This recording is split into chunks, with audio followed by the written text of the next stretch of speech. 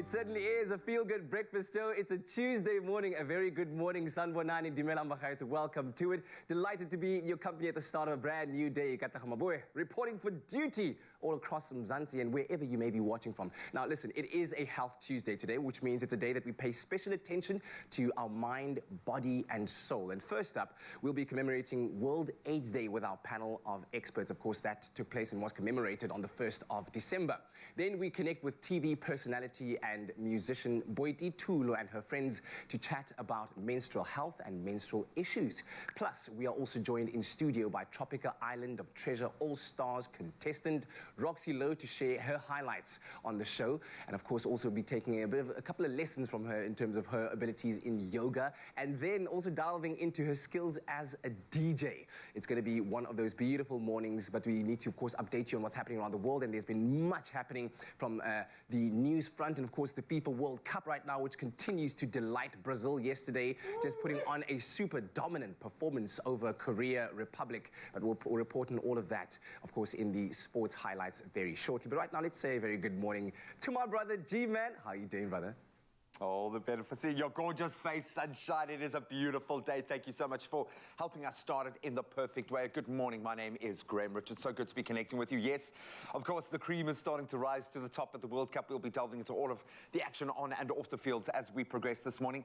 Major health focus being a Tuesday. I love the fact that we're going to be focusing on menstruation and menstrual health. So important in South Africa. I think it's a major battle line that's been drawn, so I love that. But of course, yes, as Kat said, we are commemorating World AIDS Day. That was commemorated yesterday, officially at the start of December across the world. And here in South Africa has a very special relevance. So I wanted to put it to you guys to open the floor, at least, for our discussion this morning.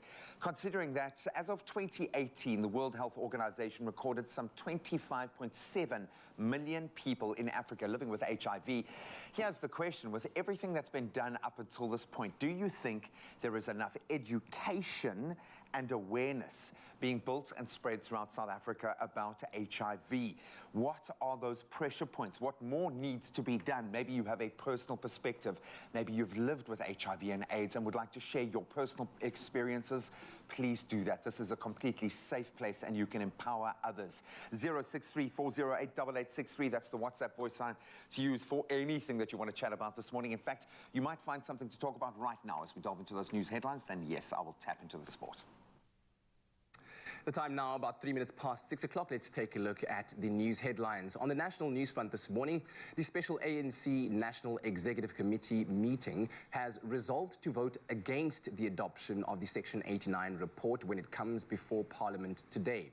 Now, the one-day meeting was called to discuss the report of the expert panel led by retired Chief Justice Sandile Ngcobo. Now, the report found that President Cyril Ramaphosa may have violated his oath of office. He was asked to recuse himself while members discussed the matter. Ramaphosa has meanwhile filed papers with the Constitutional Court to have the report set aside. Now, as the festive season kicks off, the Police Ministry has welcomed an additional 10,000 newly trained constables to help ramp up the fight against crime in the country. The new constables, who will be graduating from the 13th of December, are part of the Project 10,000 Police Officers Initiative. They'll be deployed to various stations, units and service points to bolster capacity and enhance police visibility. This comes as the Police Ministry kicked off the festive season operations inspection roadshow in Limpopo yesterday. A quick look at international news this morning. Ghana has launched a domestic debt exchange, its Finance Minister Ken Ofori-Atta said, expressing confidence that the move would help restore macroeconomic stability and end the West African country's worst economic crisis in a generation. Ofori-Atta said that Ghana's government had finished its debt sustainability analysis, but he did not provide any information on plans for foreign debt that are anxiously awaited by international creditors. However, he said they were confident that the measures would contribute to restoring macroeconomic stability. Meanwhile, U.S. President Joe Biden yesterday invited Brazil's president-elect Luiz Inácio Lula da Silva to visit the White House, which could happen after he takes office on the 1st of January. U.S. National Security Advisor Jake Sullivan met with Lula, as he's commonly known, in Brasilia for almost 2 hours and discussed strengthening democracy in the Americas and combating climate change. Lula said he was excited to talk to President Biden and deepen the relationship between the two countries. The leftist leader won Brazil's presidential election in October, defeating far-right incumbent President Jair Bolsonaro. Now, holiday destinations throughout the country are preparing to welcome visitors, and the Garden Route in the Western Cape is expecting a bumper festive season with 96% of accommodation facilities already fully booked. The mayor of George, Leon van Wyk, says although the beaches are a great attraction, they also have mountains, beautiful hiking, running and cycling trails on offer. Meanwhile, the Buffalo City Metro in the Eastern Cape says it's also ready to welcome the influx of tourists to the city this festive season. Several festivities and events are to take place during the period, and the Metro spokesperson, Samke Longwear, says that the safety of holidaymakers will be a priority. He said the safety plans culminate in the setting up of a joint operations centre at East London beachfront, which includes air and sea patrols as well as patrols on horseback and on foot. Well, as you do make your preparations and make your way on holiday, please do be safe out there. That's the news for 6 o'clock. We'll take another look at 7 right now. Here's a first little flash look at what's happening in the world of sport with Graham.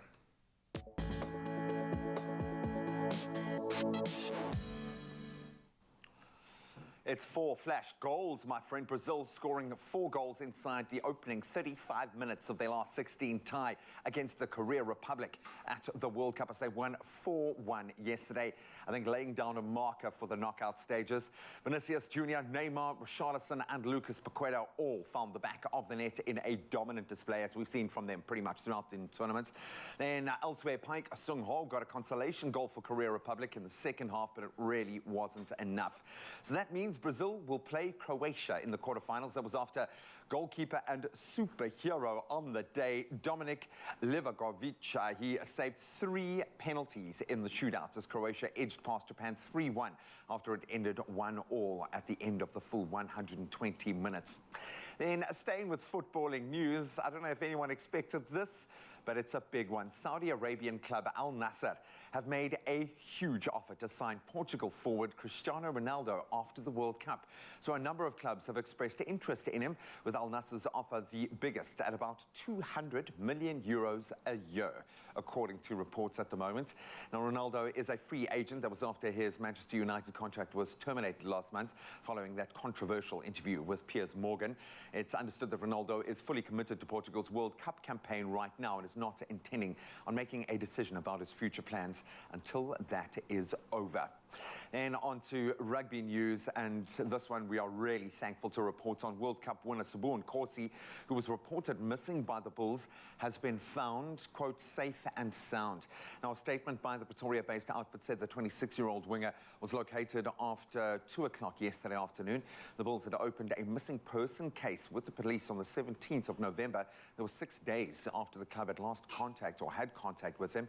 Corsi was found at his father's house in Ematlani, and while no news has been given as yet as to why he disappeared, the Bulls are set to reveal more information at a press conference a little bit later this morning, but we are so grateful that he has been found. Then on to cricketing news. They've done it again. Fast bowlers Ollie Robinson and James Anderson were on fire. They took 4 wickets apiece as England pulled off an exciting 74-run win over Pakistan in their first test.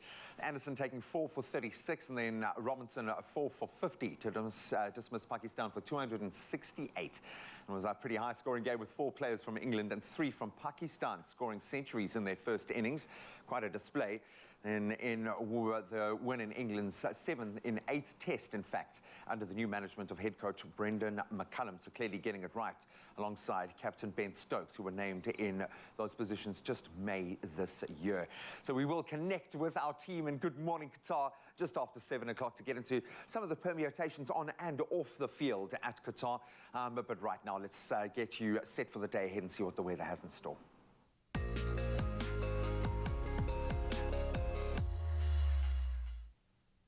Let's start with a bit of weather news first. Johannesburg emergency services on high alert yesterday. Severe thunderstorms once again battered most parts of the city. Hail also fell yesterday afternoon as thunderstorms swept across the city. Large hailstones battered windows, damaged vehicles and struck down branches and leaves. I mean, take a look at that. Parts of the M1 highway and several low-lying bridges across the city were also flooded. You can imagine the conditions. The heavy rains were expected to, or are expected to persist throughout Gauteng for the rest of the week. Motorists are advised to exercise extreme caution, obviously, out on the road, certainly in conditions like that. Residents in low-lying areas also urged to avoid crossing rivers and to keep children indoors. And meanwhile, the South African Weather Service has issued a yellow level 2 warning for severe thunderstorm activity with possible heavy downfalls, hail and again strong winds expected over the southern areas of Limpopo and the eastern parts of the Free State, the northwest province and Gauteng, as well as the central and southern parts of Mpumalanga. Then from thunderstorms, we head on over to take a first look at some of those beautiful sunrise views sent in by you, our incredible photographic viewers. Our first up is this one from Kaiser from Northwest. Beautiful, captured the sunrise, showing off blazing red hues, glimmering up the sky. Absolutely love that one. Then Clive Lambert out in Durban whilst getting ready for work. Saw the sun just peeking up in the distance, bringing some bold orange hues over the city. Jacomina Africa shared an early morning shot in Ashton while out for a stroll, enjoying the beautiful fresh morning breeze. Then Rowain Muller from Strand enjoying a walk along that beautiful stretch of coastline with her pups. The soft sand snapped the shot to share. Absolutely beautiful. Nancy Govender, of course, the OG from Pennington. She must be out on her morning walk by now, enjoying the beach. Shared a shot of this beautiful bird watching scene. The bird, I think, enjoying the scene as much as she is, watching the waves crashing up against the rocks. Beautiful stuff this morning. Your composition, guys, is just getting better and better. Share more. Please send us those sunrise views on our WhatsApp line 0634088863. Right, as I said, brand new day, brand new temperatures to embrace. Let's start in Polokwane, 17, your low going up to 27 with a 68% chance of rain. In Bombela, your low 16 going up to 21, 56% chance of rain there. Expect the rain in Pretoria as well. Thunderstorms, please heed those warnings. 15, your low going up to 28. Johannesburg ranging between 13 and 25. Mahikeng 17 and 29. Klerksdorp 15 and 29. Kimberley, your low 14 going up to 31. Bloem 14 and 30. Richards Bay, your low 18 going up to 23 degrees. Pietermaritzburg 14 and 20 with a 97% chance of rain there. Durb's chance of rain as well, as you range between 20 and 24. I think expect the humidity to climb. Mthatha, your low 13 going up to 23. East London 17 and 22 your range. Cradock, your low 12 going up to 27 degrees. Gqeberha 15 your low going up to 22. George 13 and 22 your range. The Mother City, you kickstart your day on 14 degrees going up to 23. Worcester 11 your low going up to 30. Sutherland ranging between 8 and 24 degrees. And then Uppington, pretty hot today, 15 your low going up to 31 degrees. But as we always say, regardless of the weather, make sure it's a beautiful day, and let's see what we can do to help that cause. Well, listen, let's embrace that hot temperatures all around the country and the holiday season indeed. And of course, it's a Tuesday, which means I'll be needing your help to choose between these two lovely options that are inspired by going on vacation, if you will. So option number one right here is these beautiful shorts, stone-colored shorts with this black t-shirt paired with a lovely faux leather black sneaker for that stylish vacation-inspired look. Have a look at that. Huh? See, you want to transport it onto my... What would that look like? Yes, maybe, no? Maybe you are option two, which are those beautiful navy chinos over there, paired up with a white t-shirt and styled with those lace-up canvas sneakers for an equally vacation-inspired look. So head on over to our Expresso social media pages and then vote for your favorite look. And don't forget to include that hashtag Styled by Woolies.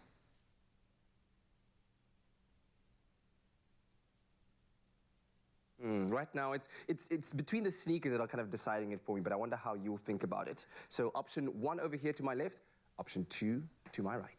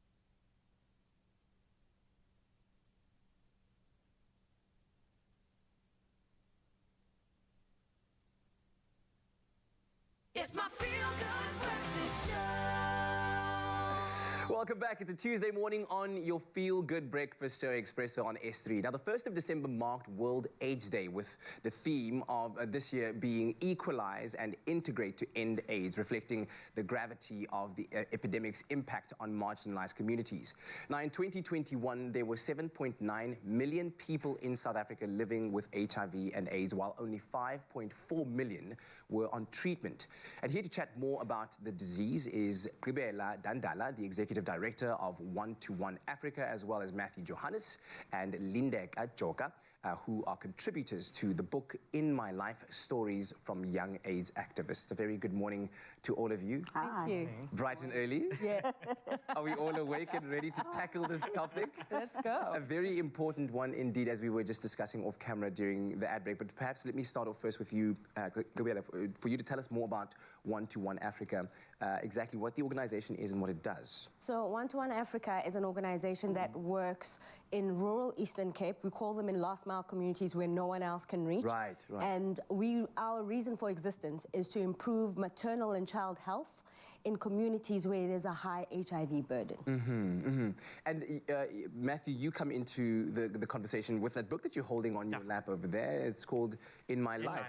And I'm assuming one that you hold with quite some pride as a contributor to the project. Definitely. Tell me about the book, what it's about, and how you became involved. The book tracks the stories and life experiences of a group of young activists from high school up until now we're in our late 30s. But it's over 20 years. And it tracks our personal journey with our activism in HIV/AIDS, how it has affected us, what we have done, and what makes this book so good to be published is that it is almost like a roadmap to see for somebody else that wants to get into youth activism, to get a feel for how is the everyday life, their experiences, or something that they can draw upon. I like that notion of a roadmap, because I think all too often, as we will discuss later on, that not enough currently is being done to create the conversation and the awareness around HIV and AIDS. And so to have a resource like that is completely important. And Lindeka, I wonder to you how important it is to share these stories contained within the book. I believe it's very important to share, especially personal stories. Yes. Because there's a lot of information that is out there, and it's all statistics, and it's just blank information.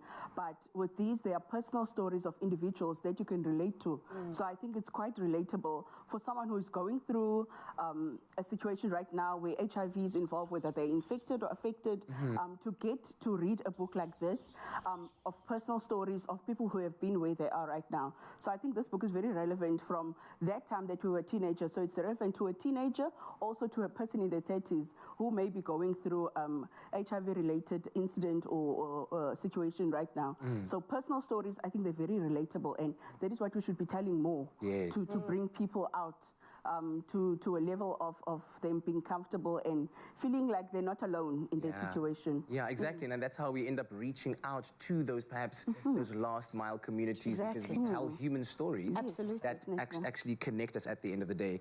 And I wonder, Gqibela, if you could reflect on some of the toughest challenges facing those last mile communities. I'm assuming number one would be access to information, to health care. Correct. What have been some of the findings? No, I think you're spot on. The first is absolutely access to actual services, but then also to information. Very quickly, our methodology is we go in, we recruit local women who themselves are HIV positive.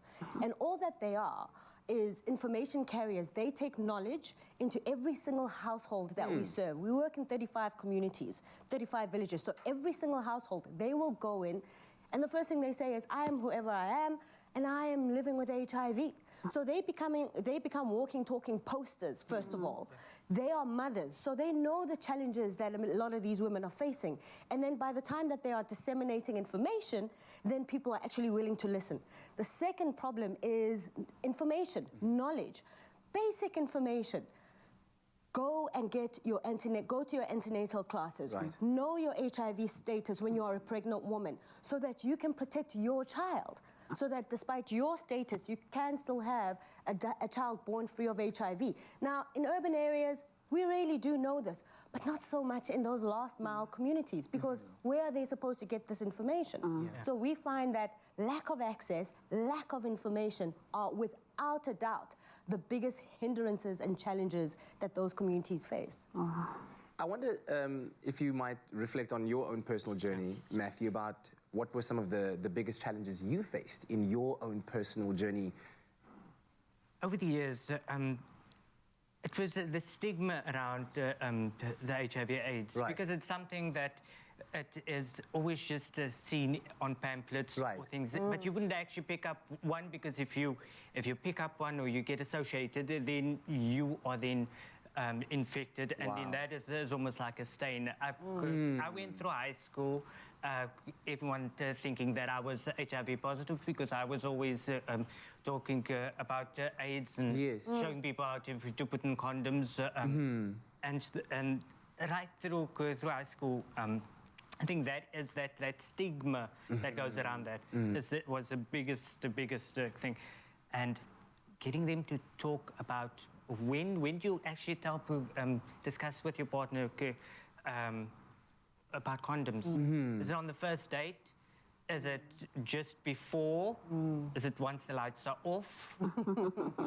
You know, you put it that way, it brings a smile to it. I'm sure South Africa is having a laugh right now, but it's actually true. I mean, Yes. we need to have these conversations because it is a part of our community, our society, a reality that we're facing, that we have been Absolutely. facing for a number of years, and it's about time that we got comfortable speaking about it. Absolutely. And perhaps this is a catalyst for that kind of conversation, not just today, not just in December of 2022, but for a very long time to come, until we get to a place where we have an educated and well-informed enough society so we can start pushing back against this epidemic.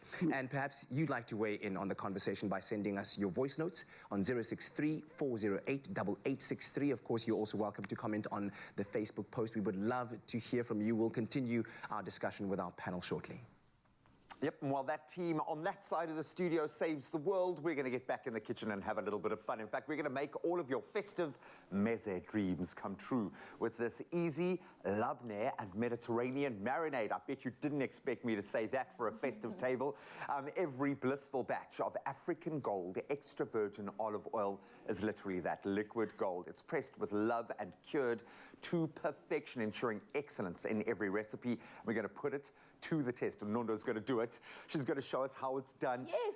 There's a lot of flavor here. There's not a lot going on, but every ingredient packs a punch. Yes. I'm digging this. And I'm absolutely loving how simple it is as well, right? Completely. Fresh and simple.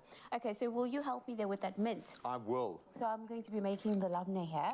We're going to have already got the labneh prepared, and I'm adding some olive oil. I'm going to add some salt and pepper to taste, and then once you've prepared that mint, we're going to add it here into our labneh. This is fresh. There is so much going on, and it strikes me as the kind of thing you make a big batch, you can keep it. Yes, exactly, right? That's the wonderful thing, especially this Mediterranean dip that we're going to have. I love the fact that people are thinking kind of meze style for Christmas, because it can get a bit much to have like the full-on massive roast with 3 different meats. Sometimes you want a little bit of everything and you want the flavor. It's probably going to be about 36 degrees outside, so to have a full-on meal like that, I don't know, I think a lot of South Africans are going to be going this route, but of course you need the very best ingredients, and we are blessed, yes. I mean, as a country, to have African gold sourced here. It's perfectly balanced, medium intensity, extra virgin olive oil. It's got a fresh, almost green aromatic fruitiness and a very distinct pepperiness, which makes it beautiful for finishing. In fact, perfect for finishing over meats, veg, pastas, breads, salads. Absolutely gorgeous flavor profile. African gold really is African excellence at its finest, because it's locally produced, and it's not only, I think, pleasing for the palate, but for the soul as well. I love the fact that we have achieved this level of product that used to be, I think, only one country used to be able to produce the very best olive oil in the world, and we have taken that label over. I love the fact that Yeah. our farmers are doing it at this level. Yes, yes, yes. And I love when you say it's African excellence. Is that how you express it? How did you express it? It's African excellence. I Yes. love it. This is looking so It looks so beautiful. good. Do you want to do us the honors of like styling there? All right. Of course, we've got it on toast there, so you can definitely use it on toast. So you can lay out your labne there, and then of course top it off with our Mediterranean. Dip. Oh, this is yeah. beautiful. Some How gorgeous! Peter half squares you Yes. could do it with, or you could just go fully veg. And what I like about whatever. the labne kind of takes the edge off all the strong flavors, because dukkha is quite like, Yeah, it's quite a like- heady, aromatic spice mix. So I love the fact that you've got a bit of balance there. Yeah. And this for me is like one of those craving type things. So I'm going to Oh, and the olive's going to be nice and tart and just delicious. Amazing. And those sun-dried tomatoes that we added there, and you yeah, can even it's delicious. prepare the food yourself. I've now planted tomatoes. I will make you a tomato chutney. for Really? Christmas, yeah. That's amazing. No, they probably won't be harvested by then, but I'll think about making you a tomato chutney. I'm going to leave them separate so people can just enjoy as they go and get a little bit of everything. But look at that gloss. Gorgeous. Absolutely gorgeous. beautiful. And this really does hopefully plant the seed to think about your Christmas or your festive table slightly differently. I love the idea of lots of little things to taste, meze style for me. Yes. But speaking of taste, let's have ourselves just a little bit of a Oy, taste here. That's delish. I see we've gone with some nice toasted bruschetta. I'm going to Yeah. give it a little extra. And what you love about the oil is, I know this African gold literally has its own beautiful flavor profile, but it carries other flavors as well. Yeah. Raw. Oi. Yummy, and it's healthy. So imagine all that flavor. Yeah. Once that little train has left the station, the flavor just keeps coming, eh? Oi. It just rolls and rolls and rolls. There's sweetness, there's a little bit of acidity, and packs an umami punch. This is one of the most delicious. It's almost like a pickle, but not. Absolutely exquisite. If you want to try this recipe, and I really suggest you do this weekend, never mind for a festive table, head on over to expressoshow.com. Beautiful, I'm in the bite. It's good, eh?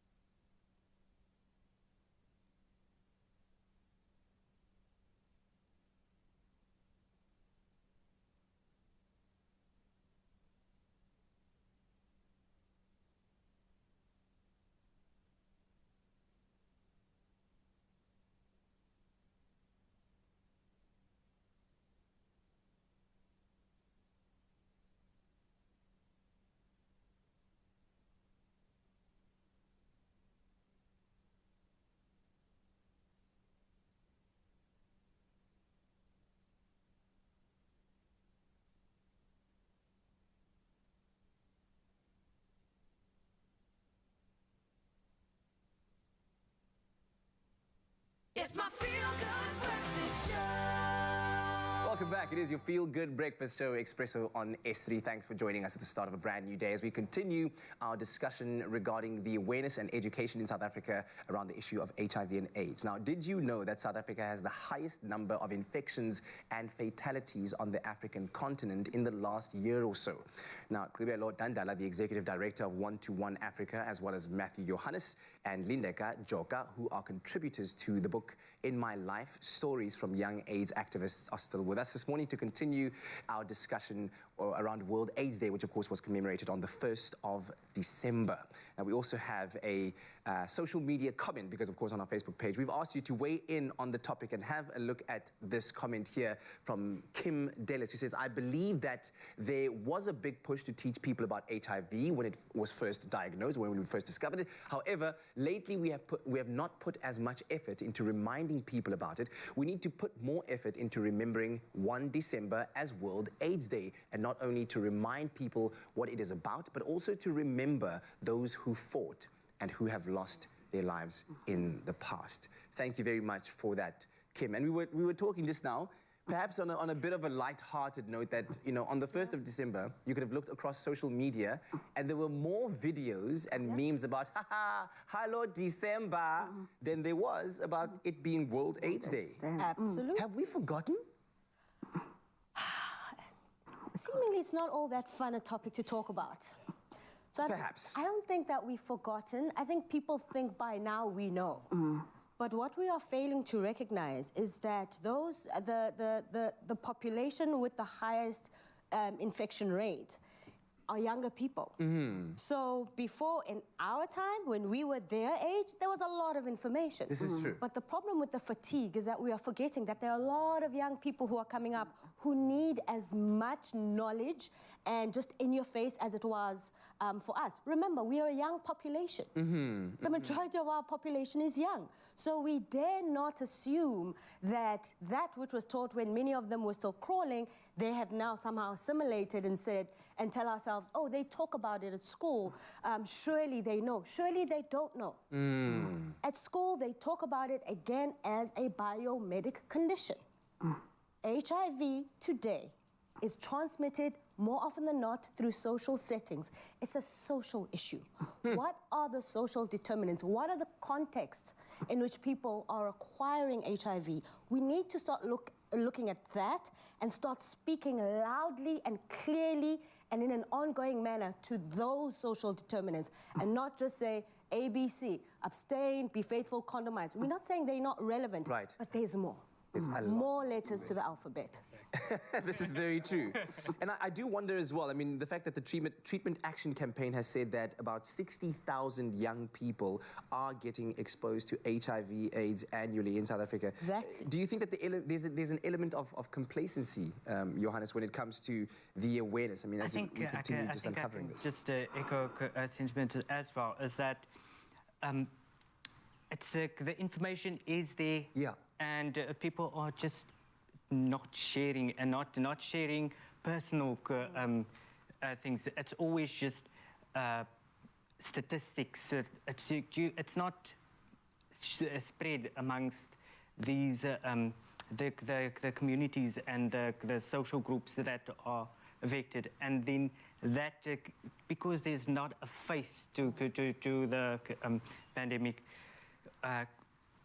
The communication just breaks down. Just simply isn't there. Linda, do you think that there's still a stigma? I mean, we were talking earlier on about how people are even afraid to speak about it, or maybe even pick up a pamphlet that has that red ribbon on it, because it's like, if I touch it, am I affected? Am I infected? Is there still that stigma where people are, you know, the conversation, let alone just engagement? Yes, unfortunately, yes. There is still a huge stigma attached to HIV, which makes people reluctant to actually go and test.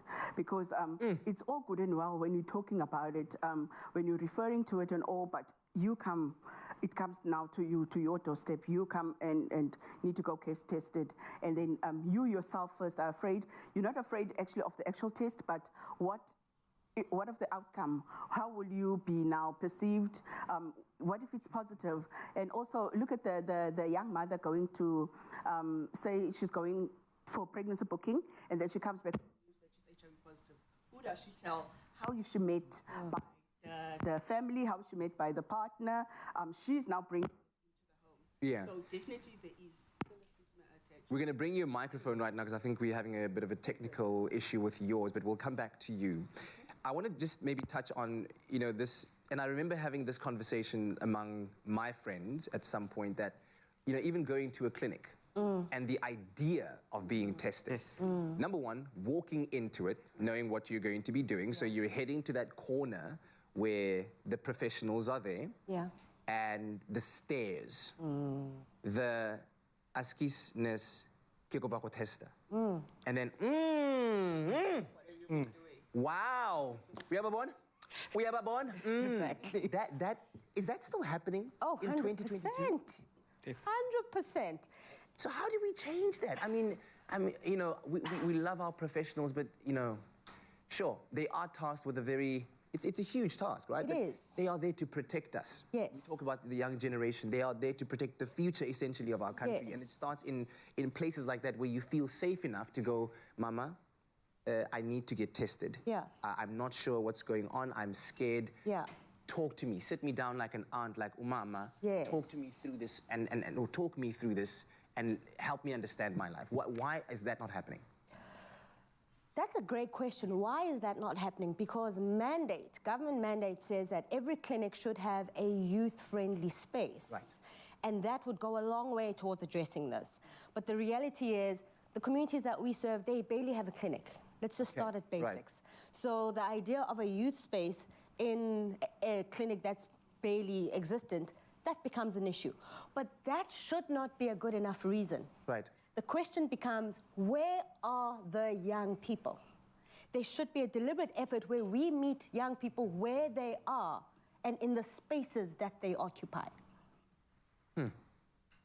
Perhaps let's put a pin location on that to be revisited very shortly. Of course, we encourage your feedback as well. We'd love to know. And perhaps you are in these communities where you're watching and you realize that you relate to these stories that we're talking about. What do you think should be done to change the conversation among young people in South Africa? Give us a voice note, 063-408-8863. And of course, also engage with us on Facebook. We've got a post there that you can comment on. We would love to hear from you.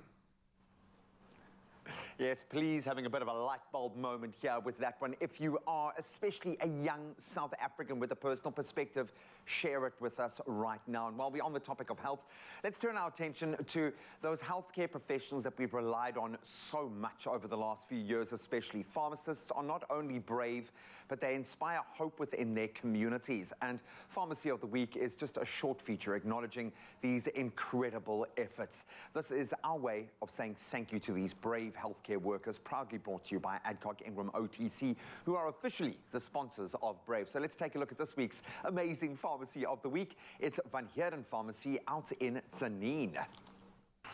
Our pharmacies are on the front line of healthcare.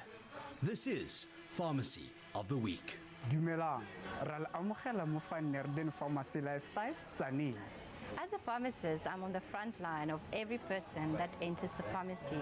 These people become customers to me and I become confident to them, which gives me a fulfilling achievement on why I chose to serve my community. I have a community that has become family in our pharmacy. It brings back so much joy and pride to see them walking out of the pharmacy, being taken care of, and feeling a sense of belonging. I believe we as pharmacists have a responsibility to assist patients in implementing self-care in order to enhance and maintain their health to the greatest extent. We possess the knowledge to grant patients the tools to address their primary health concerns and needs, safely, efficiently, and economically. Our national health services are in bad shape, bad state, and dire straits. That is one reason why people visit pharmacies as well as a first port of stop. That is where they receive an ongoing, lifelong, trusted relationship and where it is initiated. The pharmacy is an accessible and convenient center to visit. No appointments are needed and advice from a pharmacist is free of charge. I can make a decision whether to treat or refer a patient to the next healthcare professional. I think being part of this BRAVE campaign is an incredible opportunity. Not only does it give recognition to all healthcare workers, but also gives back to the community by supporting a lot of charities. Thank you Adcock Ingram OTC, sponsors of BRAVE, for giving us the opportunity to share our pharmacy and our BRAVE family with you. Kapan yerden ifuna banu ikuya itin chaka taririmi rabo. Akensa Adcock Ingram OTC, sponsors of BRAVE. Inko. Pharmacy of the Week, proudly brought to you by Adcock Ingram OTC, sponsors of BRAVE. Inspiring communities, one pharmacy at a time. Good times is what life is all about. But sometimes heartburn, indigestion, acid reflux and UTIs can really put a dampener on our days. This summer, make sure you have citrus soda as your good health companion, relieving you of all heartburn, indigestion and UTI symptoms. Let's get back to feeling good. Citrus soda brought to you by Adcock Ingram OTC, sponsors of BRAVE. I have to say from the bottom of my heart, and I'm echoing so many community sentiments right now, thank you to all of our local pharmacies doing such amazing things for us. We appreciate you.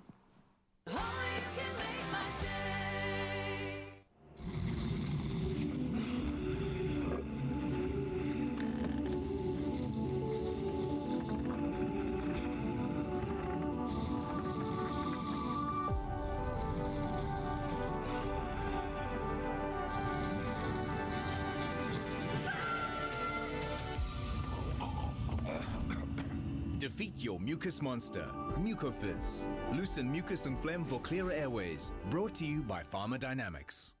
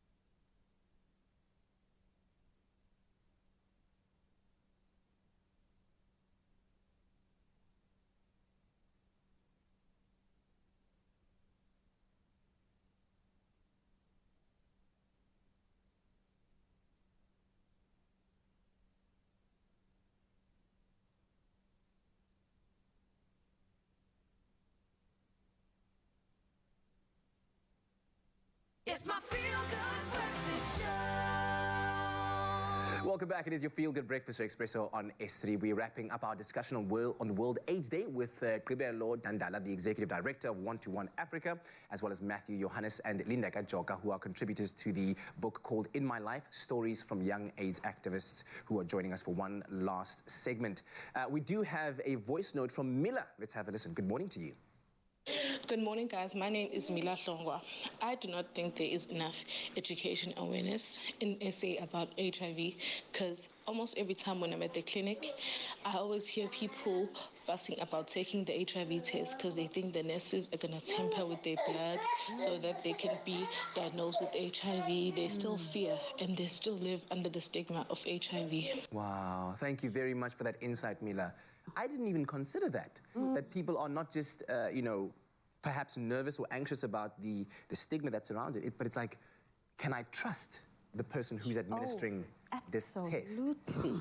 Right? That's a reality. That's a and reality. fear that people face. So I guess the question now, after we've had this discussion, is where to from here?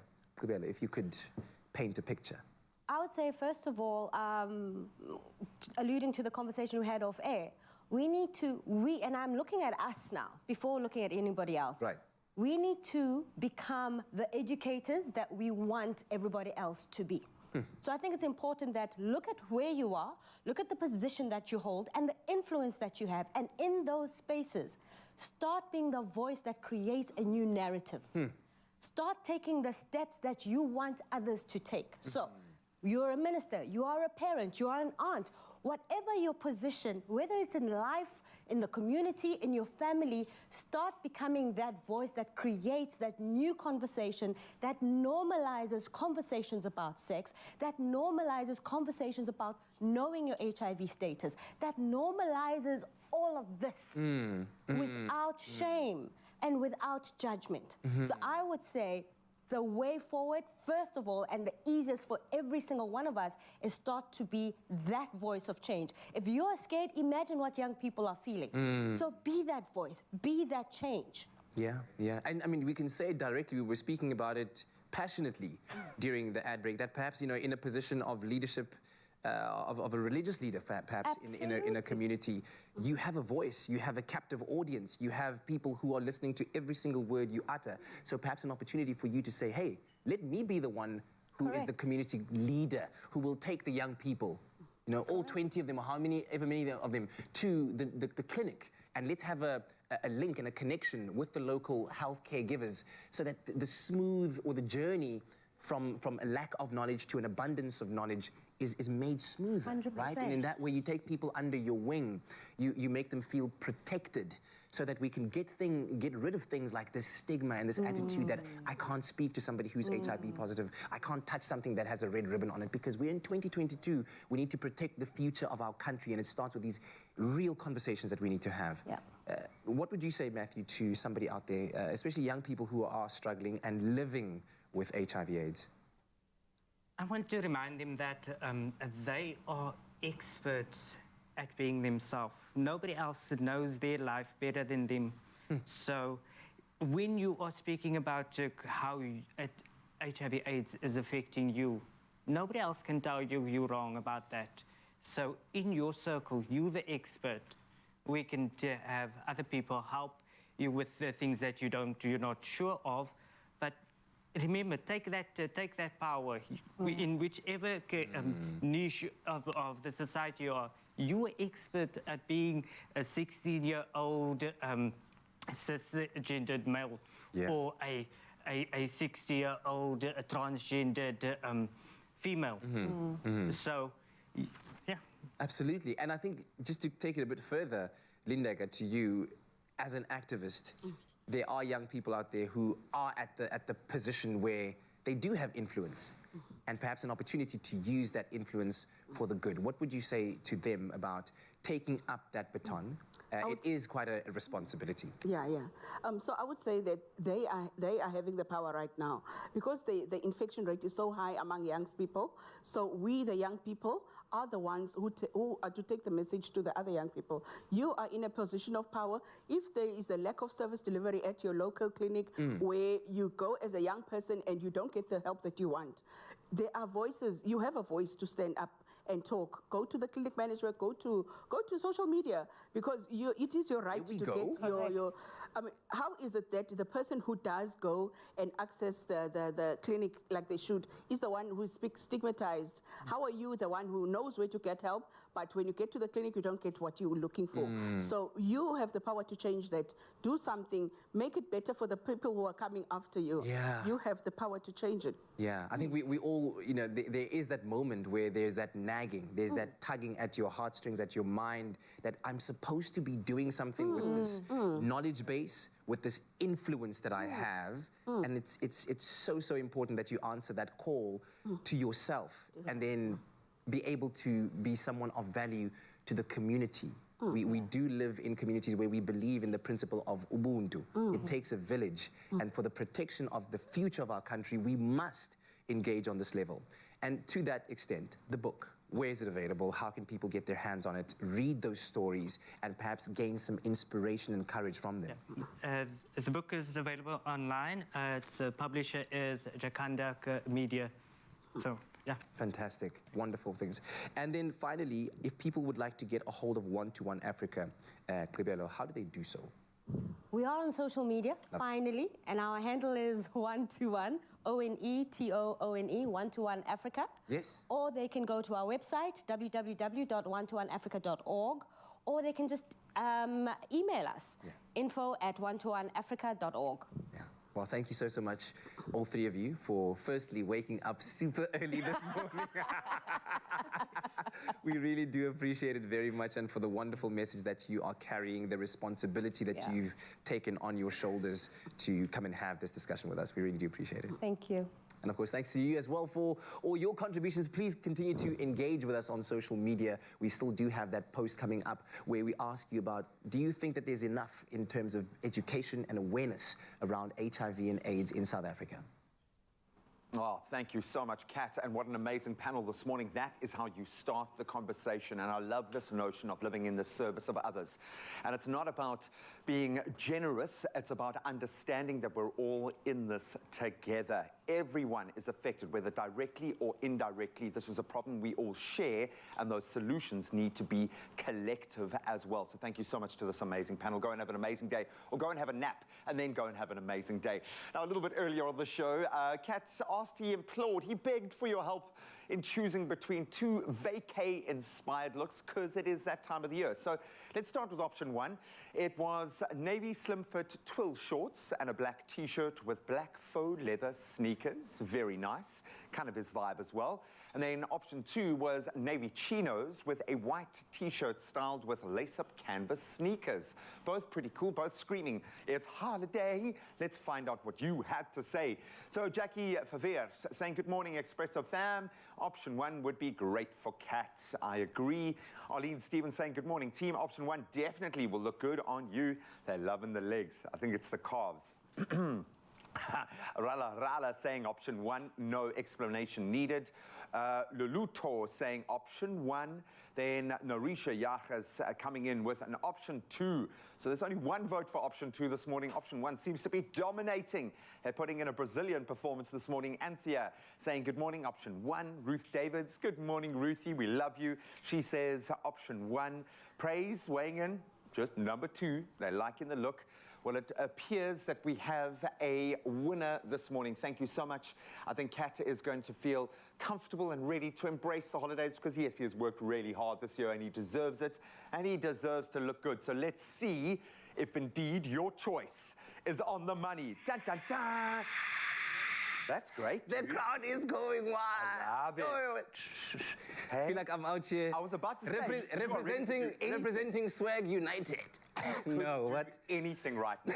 You could do anything right now. Do you have any idea how quickly I had to change? I do, because I had to talk for that time, and I was expecting to have to drop a monologue, bro. I was like, I'm gonna save the world with these words. I didn't need to. That looks great. How do you feel, man? I dig the shorts. Actually, they've got a nice fit. Little taper, yeah. You know? A little taper to them. Love the fabrication on them, and I'm really into this. Relaxed fit style of T-shirt, you know, for the summer season. You know, a bit of color, a bit of... You can be in great shape, but you don't have to tell everyone by the size of your T-shirt. Hey, a little zazazang there on... Yeah, look, I must say, the socks add that element of cat. Hey, beautiful. I love it, Life's too short for boring socks, man. 100%, man. Absolutely beautiful. And don't think that you're on holiday yet, buddy. Okay, we've still got a few more weeks to go, okay? But we are there for that, and we are there for this look. And if you want this great vacation-inspired look yourself, in fact, you can find a host of amazing setups right in store. And that's Woolies in store, online, or on their amazing app. Get the inspo you need for your vacay. Thank you, South Africa. Thank you.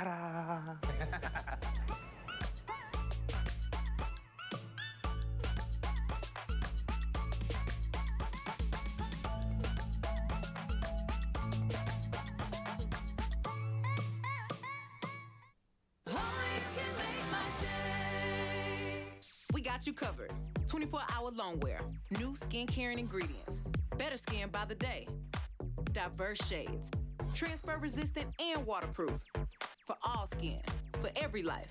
New Color Stay Longwear Makeup.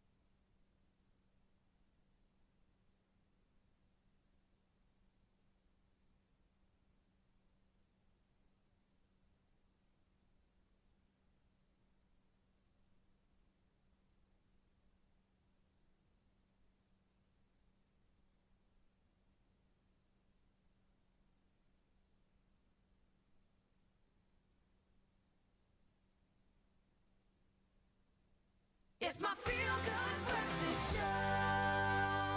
Welcome back. Whatever you're doing right now, stop. Just walk on over to your fridge if you can. Grab yourself your choice of your perfect start to the day. I'm going for my no-lac, lactose-free, plain, low-fat dairy snack because I absolutely love it. And of course, it is lactose-free. And we are preparing for 2 hours of joy and madness on the show. Why? Because Roxy Lowe, who embodies that, is going to be coming and dropping a beat or two and, of course, talking us through her amazing Tropica Island of Treasure All-Star season experience. And yes, she's going to be entertaining us. And then we're going to be saying, good morning, Qatar. We'll be live across all the SABC channels and radio stations, giving you a little bit of an update on what's gone down at the World Cup on the fields and off it. But right now, time to get into those news headlines. Well, the time has just gone 7 o'clock and a time to reflect on the news headlines this morning. On the national news front, the Johannesburg Emergency Services say that their search for the missing members of a church who went missing during a baptism ceremony in the Yekske River at the weekend has been complicated because they do not know how many people are still missing. The people were swept away by floodwaters when the river unexpectedly came down on Saturday. 14 bodies have already been recovered along the river. It is estimated that some 19 people are still missing, and meanwhile, the search was temporarily suspended yesterday due to heavy rain over Johannesburg. The special ANC National Executive Committee meeting has resolved to vote against the adoption of the Section 89 report when it comes before the Parliament today. Now, the one-day meeting was called to discuss the report of the expert panel led by retired Chief Justice Sandile Ngcobo. The report found that President Cyril Ramaphosa may have violated his oath of office. He was asked to recuse himself while members discussed the matter. Ramaphosa has meanwhile filed papers with the Constitutional Court to have the report set aside.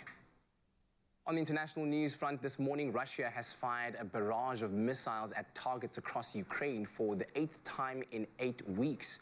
Significant disruption to the power grid was reported, and in the south, Odessa was without electricity. But the strikes, which came nearly 2 weeks after the last, may have done less damage than previously. Ukraine says it shot down 60 of the 70 Russian missiles. Moscow, on the other hand, says it hit all 17 of its targets. Previous attacks had hit Ukraine's energy grid, leaving millions without electricity and heat as winter arrives. In other news, Ghana has launched a domestic debt exchange, its finance minister Ken Ofori-Atta said, expressing confidence that the move would help to restore macroeconomic stability and end the West African country's worst economic crisis in a generation. Ofori-Atta said that Ghana's government had finished its debt sustainability analysis, but he did not provide any information on the plans for foreign debt that are anxiously awaited by international creditors. However, he said they were confident that the measures will contribute to restoring macroeconomic stability. And finally, actor George Clooney, singer-songwriter Amy Grant, singer Gladys Knight, composer Tanya Leon, and rock group U2 have been celebrated for their contributions to the arts at a White House reception and a music-filled Kennedy Center honors show in the United States. The Kennedy Center event, now in its 45th year, recognizes stars from music, stage, and screen for their contributions to American culture. U.S. President Joe Biden addressed each artist personally, praising their individual talents and saying that they embody the spirit of the country. The star-studded event was attended by other celebrities and political figures, including Matt Damon, Patti LaBelle, Sean Penn, U.S. Vice President Kamala Harris, Sheryl Crow, Garth Brooks, and Sacha Baron Cohen. Now, Julia Roberts showed her support for George Clooney at the prestigious event by wearing a custom dress adorned with his face. The long black gown featured framed pictures of the star throughout his career. Now, if that's not a Clooney fan, I mean, who is? Who isn't? That's it for the news right now. At 7 o'clock, we'll take another look at 8 o'clock. But right now, here's Graham with the latest from the world of sport.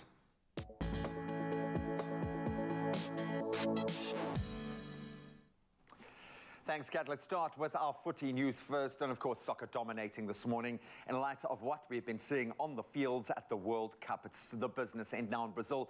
They scored 4 goals inside the opening 35 minutes of their last 16 tie against the Korea Republic, winning 4-1 ultimately.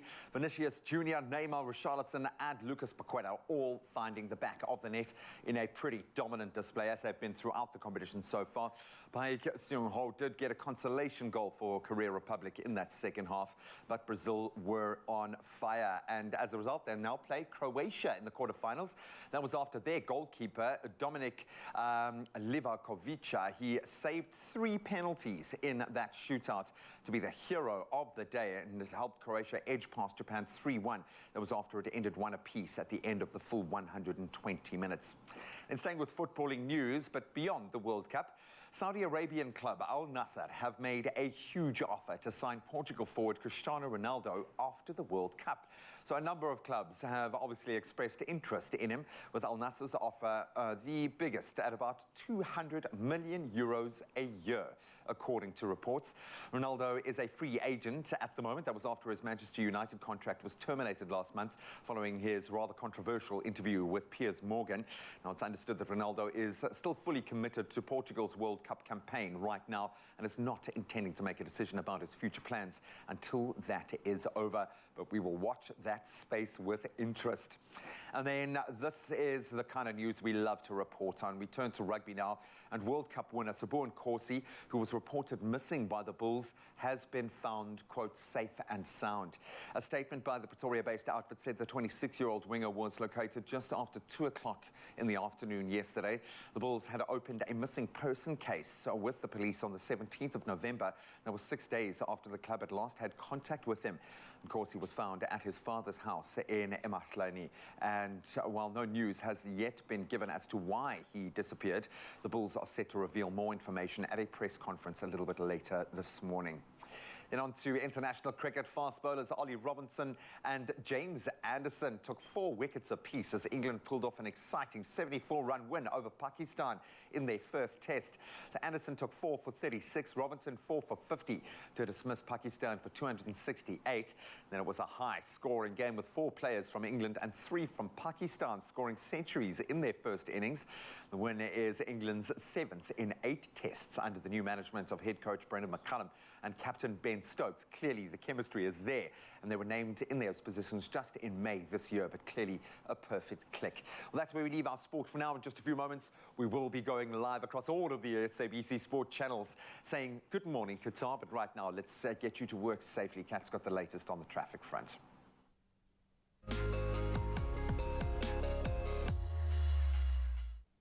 Absolutely. Let's update you, starting off in Newlands in KZN, where there's roadwork southbound of Queen Nandi Drive on the M45, so please do drive carefully. Out in Boksburg in Johannesburg, there is a stationary vehicle on the N12 eastbound after Rietfontein interchange. 2 lanes have been affected and you can expect delays. That's it for the traffic. Right now, let's take a look at the weather.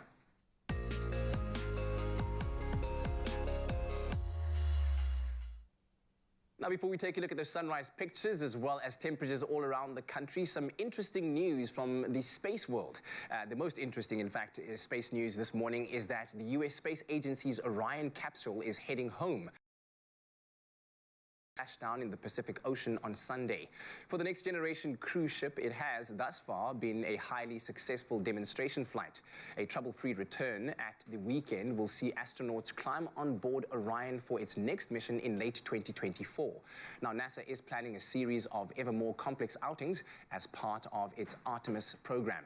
Artemis 1, the first flight, has been all about testing systems in the absence of astronauts, and they will have their opportunity on the next mission, Artemis 2.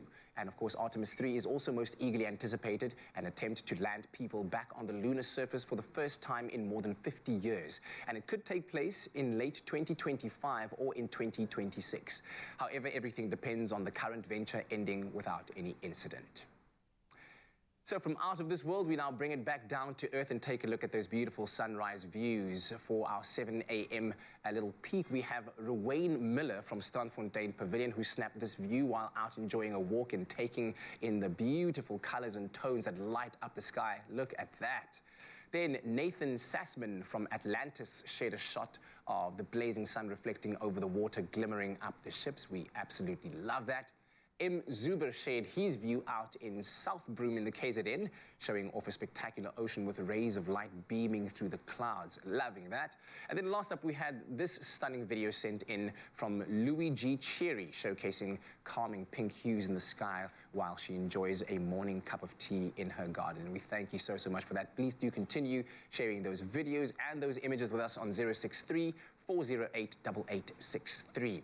A closer look at temperatures around the country. Polokwane, your low of 17 will rise to a high of 27. Mbombela, between 16 and 21, your temperatures will range. A pretty high chance of rain in Pretoria, 15 to 28. Johannesburg, 13 to 25. Taking a look at Mahikeng, a low of 17 will rise to a high of 29. Quite similarly so in Klerksdorp, temperatures ranging between 15 and 29. Kimberley, 14 and 31. And Bloemfontein, 14 and 30. In Richards Bay, a low of 18 will see a maximum of 23 degrees today. Pietermaritzburg, between 14 and 20. Durban, 20 and 24. Mthatha, 13 to 23. Out in East London, a low of 17 will rise to a high of 22. Cradock, 12 to 27. Gqeberha, 15 to 22, and George, 13 to 22. Out in the mother city, a minimum of 14. We'll see a maximum of 23 degrees throughout the day. Then Worcester, 11 to 30. Sutherland, 8 to 24. And Uppington, a low of 15 and a high of 31 degrees Celsius. But as always, no matter what the weather is like in your part of the country, here's to hoping it's going to be a terrific Tuesday. So, yes, in just a moment, if you were wondering if all the fans at a World Cup had to play each other to see who was best at footy, we're going to find out right now where we say good morning, Qatar. Then I'm finding out that this gorgeous young songstress beside me, Ray Marlowe, doesn't watch football. Why? Because she just finished exams. Well done. How did it go? Thank you. I think it was okay. You know, it's my final year. I put in everything, and whatever happens, happens. Just waiting for the results, but I'm feeling good about it. We are feeling good about having her here because I've been listening to her sound check all morning. I'm going to cry. I'm probably going to cry. We love having her here, and you get a private performance just for you. Not anyone else watching, just for you. We'll see you now.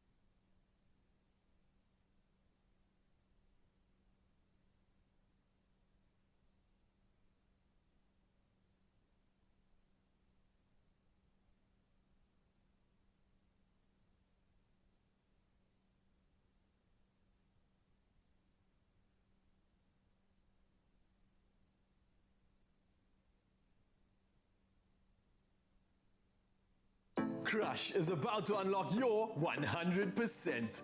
On this exciting new TV show, you can realize your potential and live your dreams. I dream of cooking in a 5-star restaurant. I dream of singing to the world. Buy any crush and share a video of why it should be you to our WhatsApp line or upload it on our socials, tagging Clover Crush and hashtag Crush. Plus, you stand a chance to win your share of 500,000 rands worth of prizes. Crush, 100% goodness.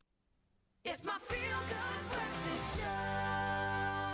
Welcome back. It is your feel-good breakfast show, Expresso on S3. Listen, I'm so super excited to be chatting to this young, talented musician next to me. She's a young South African musician with a talent that reaches far beyond our country's borders. Now, with her crisp sound that ranges from dance pop to urban, today's featured artist, Ray Malo, aims to put the new age South African youth on the global map. Her artistry was recently elevated by none other than Disney when she was propositioned to perform the emotive soundtrack A Little More for their annual Christmas advert. Take a quick listen to this.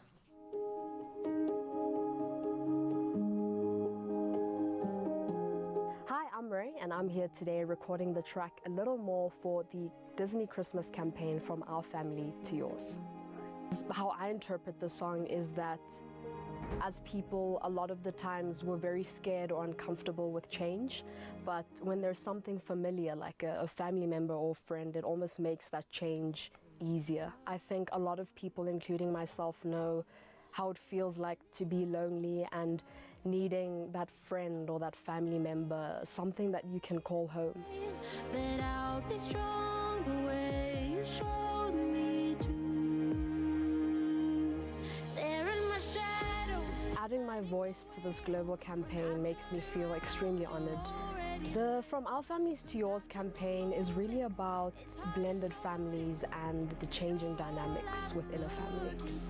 So I do come from a blended family actually. I have 2 moms. They're happily married, and I also have a dad, of course. So yeah, I'm in between. I go visit my dad and then I stay with the mom. So I know a lot about how family dynamics can change, but that's my normal, that's what I know.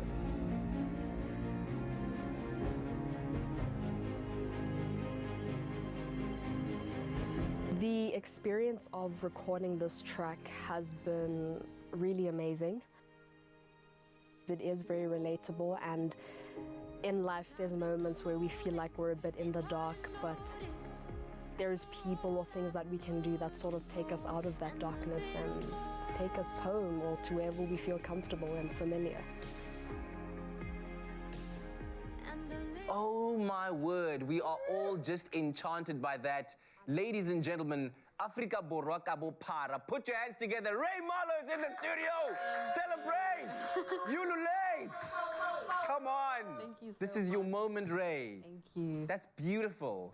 When you look at that, has the reality kind of set on you that, you know, as I was saying to you right now, you went from I love music, I love making it, I'm passionate about it, to Disney. It's honestly crazy, and sometimes it feels like a sort of like out-of-body experience. Like it's only after certain things that I'm like, wow, okay, that just happened. But in the moment, I just try to live up to the moment and really take this opportunity and do the best that I can do with it, but also have fun with it. Yes. But it's crazy. Like I'm still trying to make sense of what's happening. I can believe that. I can believe that. Yeah. If we were to take a step back and understand how this moment even came about in your life, because you were also accepted to 3 of South Africa's top medical schools, right? So you were lined up to be a medical doctor, and you decided, no, thanks, but no thanks, humbly, I'm going to pursue this. And so you commit yourself to the music. How does Disney happen? I've been writing music and working with Robin Cole at his studio Jazzworks, and the plan was always to debut as an artist and release my own songs, but before that happening, the Disney opportunity came up. They were looking for an artist. They do this every year, and they need an African representative. So yeah, Robin Cole put up my name. I did not think they would want me, but they did. So, and now I'm here. The rest is history, as they say. Now you're here. And this is a fairy tale, I think, for not just a lot of young girls watching, a lot of young boys as well. What would you say has been kind of like the secret to your success that you've seen so far? I mean, you're young and you are being thrust into this world where, I mean, Hollywood is not too far away from where you are right now. I'm just putting it out there. I'm taking that. I'm taking that. What has been the secret to your success? The first thing that I will definitely say is the support that I have from my family and just people at studio like Robin Cole and some of the people that he has at work. It's having those people remind you that, you know, you are good enough, but also having people to push you and being honest with you that, listen, we can do better at this, you know, like I do vocal training, performances, so you always need to work at it. I think talent can only take you so far, but the commitment and consistency, that's really what I strive to do. I love that. Your level of dedication is beyond your years, and not that I, by any stretch of the imagination, underestimate your abilities. I just think, I look at you and I go, wow, to have this arsenal at your disposal at this time, amazing. Can't wait to chat more to you a little bit later on. But right now, time for us to say, good morning, Qatar. Good morning indeed. Thank you so much for that incredible interview. I'm just trying to wrap my head around the fact that Ray is embedded in my kid's subconscious now. And how cool it was to hear a South African accent come out of that gorgeous face. To know that that is our girl. Absolutely beautiful. And now we are going live to the world as we say, good morning, Qatar. Good morning, Welcome to it, fam. It's Graham and Katja to bring you the latest on and off the field. And of course, the FIFA World Cup now well into the knockout stages of the tournament. And it's so juicy. We love it. And the teams left, they know that they have to win if they want to progress. Absolutely. We saw some remarkable results, not least of all yesterday. Brazil just cementing their position in everyone's minds, the collective consciousness as... In the other team's minds. Teams' minds as well as the favourites. Some people asking, is it Brazil's World Cup to lose? To lose. Is that where we are? Okay, so let's flip the script, in fact. And of course, yes, we enjoy the action on the field. It's been exciting, it's been nerve-wracking, it's been heartbreaking for some. But at the same time, there has been a certain amount of excitement and action off the field. And I asked you this question earlier. Who do you think has the best footballing player fans? Well, we found out. So football fans representing all 32 qualified nations for Qatar 2022 took part in the Fans Cup held on the sidelines of the FIFA. Is that a penna contest? Look I think they're having a... Oh, okay, no, it's okay, so you got to score. So this this looks like, what is that? Qatar versus, who is that? It's Japan? Qatar versus Japan, no, Morocco, that's Morocco. Morocco versus Japan, versus South Korea. And it looks like Korea might have taken that one. So let's see who took top honors. So it was a 4-day tournament held at the FIFA Fan Festival in Albida Park, which seems like a bit of a hotspot. And they tried to excuse the pun, they tried to kind of create the same kind of vibe and setup as the actual competition itself. So, you know, the countries were represented in the same 8 groups. All participants were nationals of their respective countries. And Poland were in fact crowned champions. And they had to do it by beating Serbia 4-0 in that final. Take a look. Some of the highlights there. Oh, look at those goals. Look at that. It's a rise of 5-a-side, my friend. You can see, oh, it is indeed. You can see the commitment, the passion. Keeper! Oh, look at that volley. What are you talking about? See, I'm just thinking of like, this is where you pull a hamstring, groin's gone. Yeah, reliving the glory days. How do you even qualify to make it into these teams, by the way? Is this by virtue of you being there at the World Cup like, hey, are you Polish? You rock up in your kit.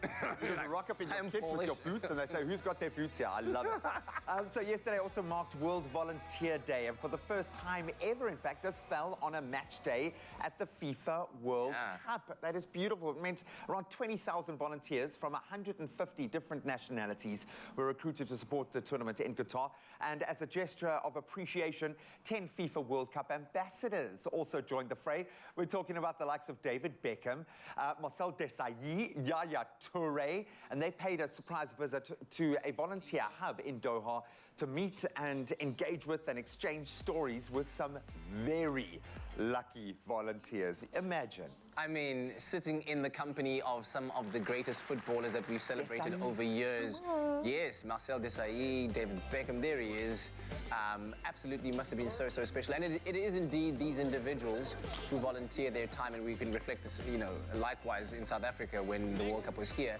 It is them that make the World Cup happen. When you see those flags being rolled up pre-match on the stadium floor, that really add to that excitement of the occasion. It's those people that make it happen. Even down to directing people, making sure that fans are looked after, to create that sense of community in a space like this.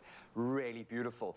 We also saw the beautiful game. We've seen it in abundance on the fields. I hate the fact that it always feels like for the African teams, they come up against the world beaters when they need to win. It always feels like we're left between a rock and a hard place, but England delivered, and as a result now they've set up a massive quarterfinal with defending champions France, and of course they did that courtesy beating the African champions Senegal 3-0 in their last 16 clash, and they did it in style. I hear you, you know, on the the world beaters kind of thing, but I will say this, that for a good portion of that first half, Senegal really represented themselves very well. I mean, Sadio Mane even echoed. I was going to say, imagine if they had Sadio there, dude. Exactly. So that 3-0 might not be a true reflection on the entirety of the game. Of course, man, Jude Bellingham played a killer game. The midfield, the English midfield, kind of did all of the work there that ensured that they... And fans were even screaming Harry Maguire's name. Can you believe it? But finally, Harry Kane got his first goal. Jordan Henderson got a goal. Bukayo Saka, who's been absolutely scintillating throughout. They all got goals for the Three Lions. And, of course, they received this kind of welcome, understandably. Take a look at that. Celebrations of water. Are those the Renter fans? It's the volunteers, baby. It's the volunteers, I said. One might wonder right now, is it really coming home? Are we going to be hearing the chants of it's coming home again? Are we going to have that campaign? Did you see the campaign in the Euros? No, we're going to call a stop to it right now. No, England will always make us believe, but I think everyone has got their money on Brazil right now. To the Good Morning Qatar team, we love you. We'll see you tomorrow. And, of course, we're going to continue soaking up what is, I think, proving to be one of the best technical World Cups ever. I want to put it to you, now that we're here, round of 16, we're getting into the quarterfinal stages, last couple of matches today. Who is your money on now? Have you changed from where you were? I have, dude, but I have to because half of my family demands it, dude. Now, I'm going to put my emotional vote on England because I love those young players. I love what they've created in that team. Okay. They've been through the fire.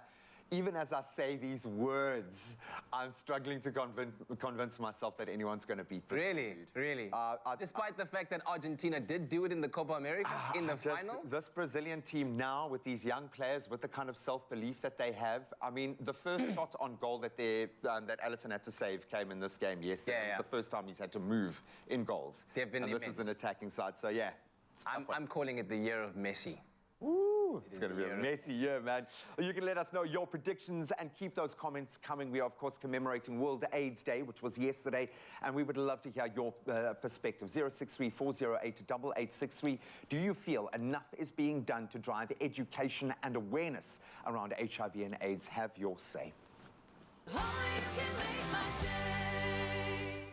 Stand a chance of winning 10,000 Rand with Play.Coza when you watch Tropica Island of Treasure. Simply SMS PLAY to 41191 or scan this QR code and follow the steps to enter. You could be winning your own treasure of 10,000 Rand. T's and C's apply and can be found on Play.Coza.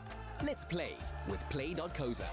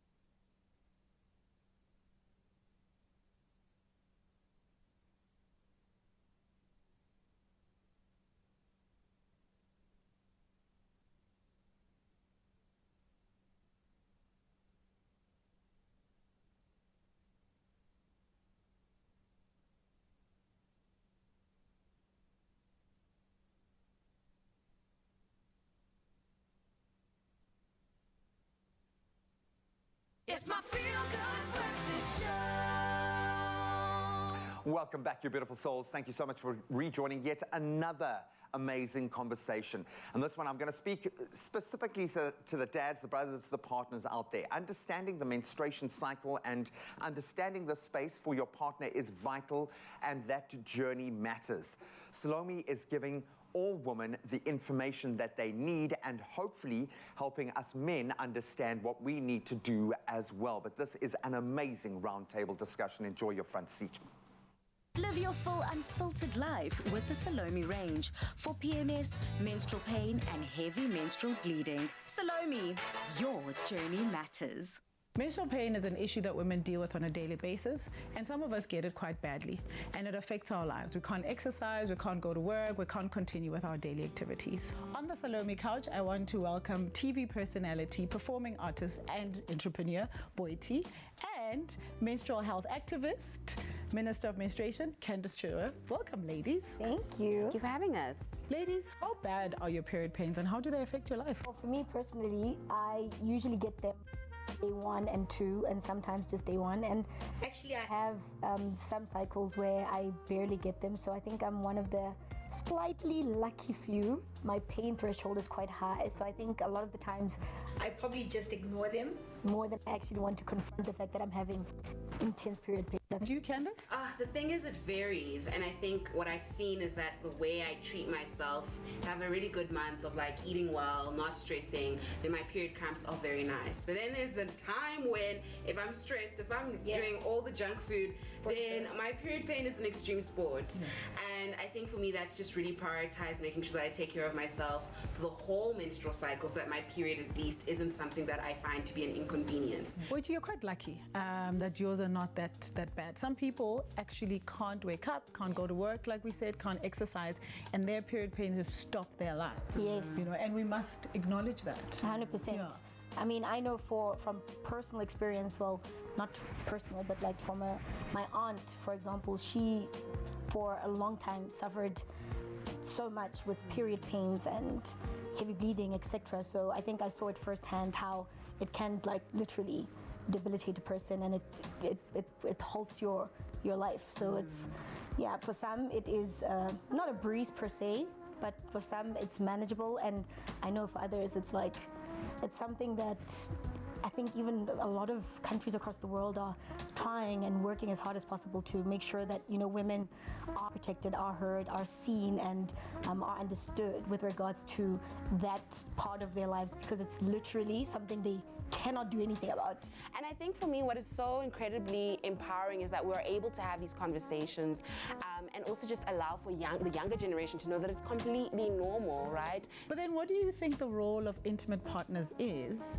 in managing period pains and managing your life around that? What do you guys think? For me, the most important thing when it comes to intimate partners, if he's not willing to even understand what you're going through, that's like red flag number 1 for me, because it's like, yeah, you need to be out because you're childish. Listen. You're being childish, and that's very silly, you know? So I think we need to be more upfront about the fact that this is me, I don't have to explain it, but I'm doing it because I'm trying to do better for the rest of us, and, you know, and I'm trying to have this bigger conversation. And for the younger generation that's to come, etc., I think it is worthwhile to sit down with your partner and say, look, this is what I go through, this is what happens, and I would appreciate if you could be more compassionate, more understanding, and also do some research as to what it is that you can do to help, because I'm going to have this for many, many years. Look, I think because we've said it can't stop life, right? And there's ways around how to treat your menstrual pain. How do you prepare for stage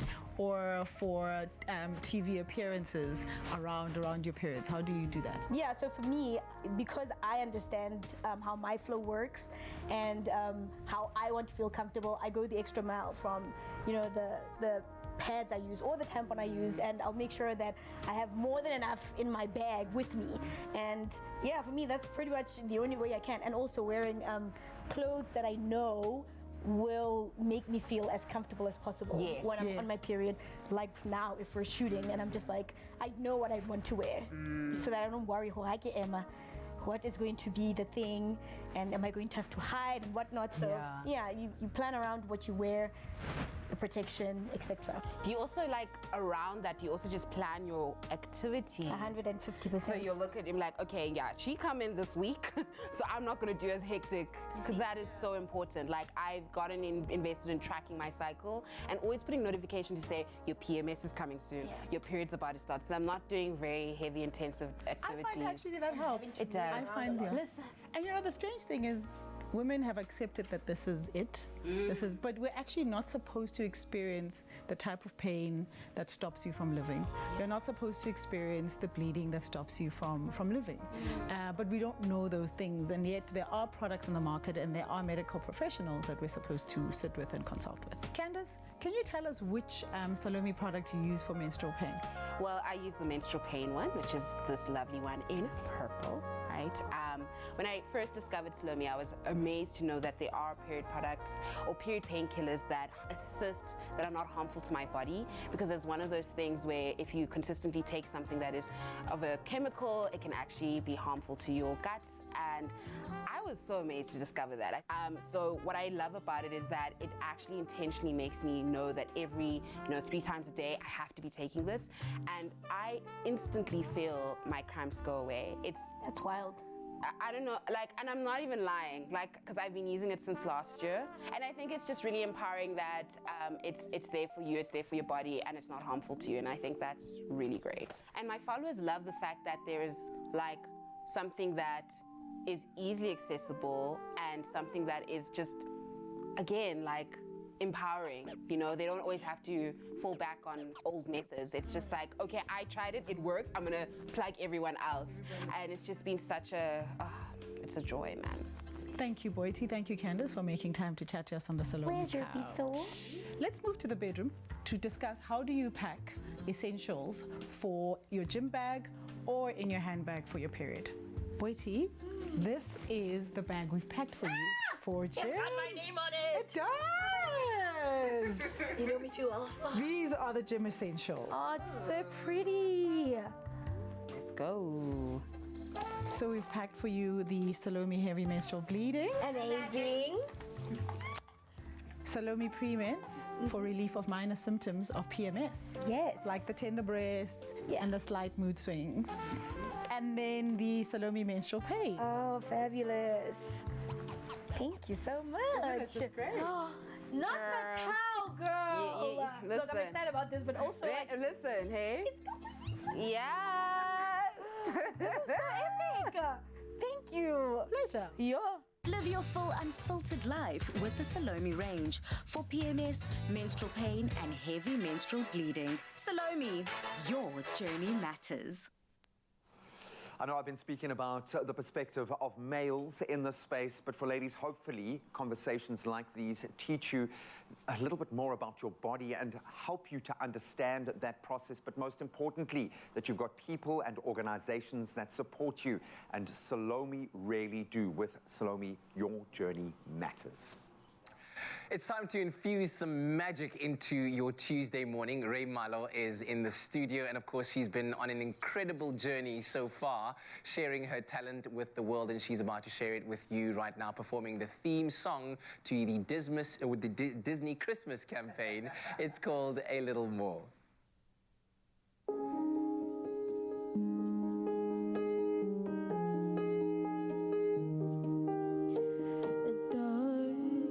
Sometimes I feel alone in the dark when I'm looking for a friend, but you are. Yeah, you know just how to steady my heart.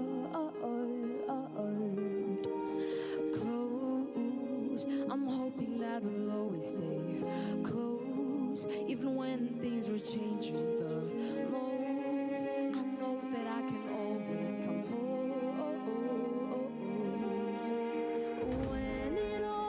Starts to change, I wish that it would stay the same, but I'll be strong the way you showed me to. There in my shadow, lighting the way home. When I turn around, you're already there. Sometimes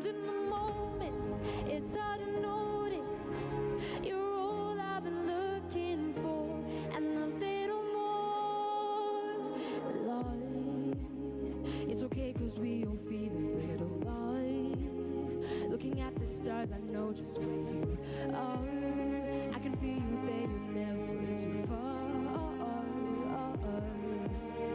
When it always starts to change, I wish that it would stay the same. But I'll be strong the way you showed me to. There in my shadow, lighting the way home. When I turn around, you're already there. Sometimes in the moment, it's hard to notice. You're all I've been looking for, and a little more. You're all I've been looking for, and a little more. You're all I've been looking for. A little more love that never leaves. A little more help me on my feet. A little more what you need me to be. There in my shadow, lighting the way home. When I turn around, you're already there. Sometimes in the moment, it's hard to notice. You're all I've been looking for, and a little more.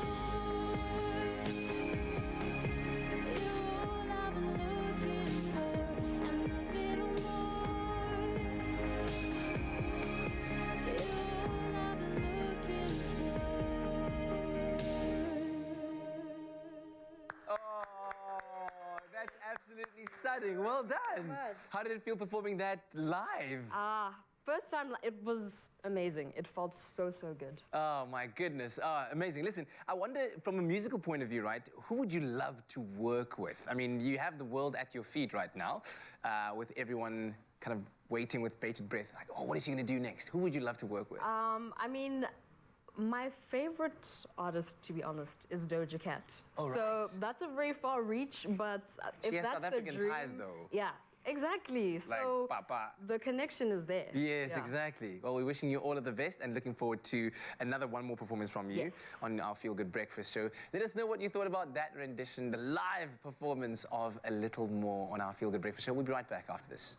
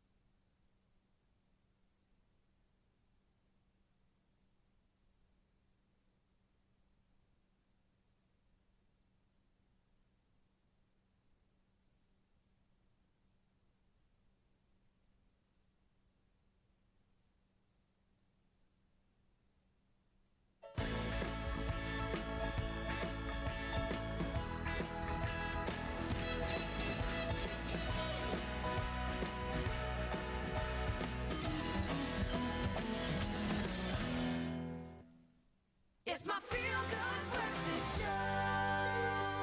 I think we can all agree there is no time quite like the festive season. I think you can see how we embrace it on your Feel Good Breakfast Show. Christmas lights are being hung, trees are being dressed, and presents hopefully have been bought and are now being wrapped. When it comes to decorating our homes, we want the best of the best, and we want the color. At the Crazy Store, you can get it all. You really can run wild and grab all of the Christmas stocking and naughty elves your heart desires, and while still being able to decorate underneath the tree with presents, of course. and they've got tons of awesome stocking fillers as well.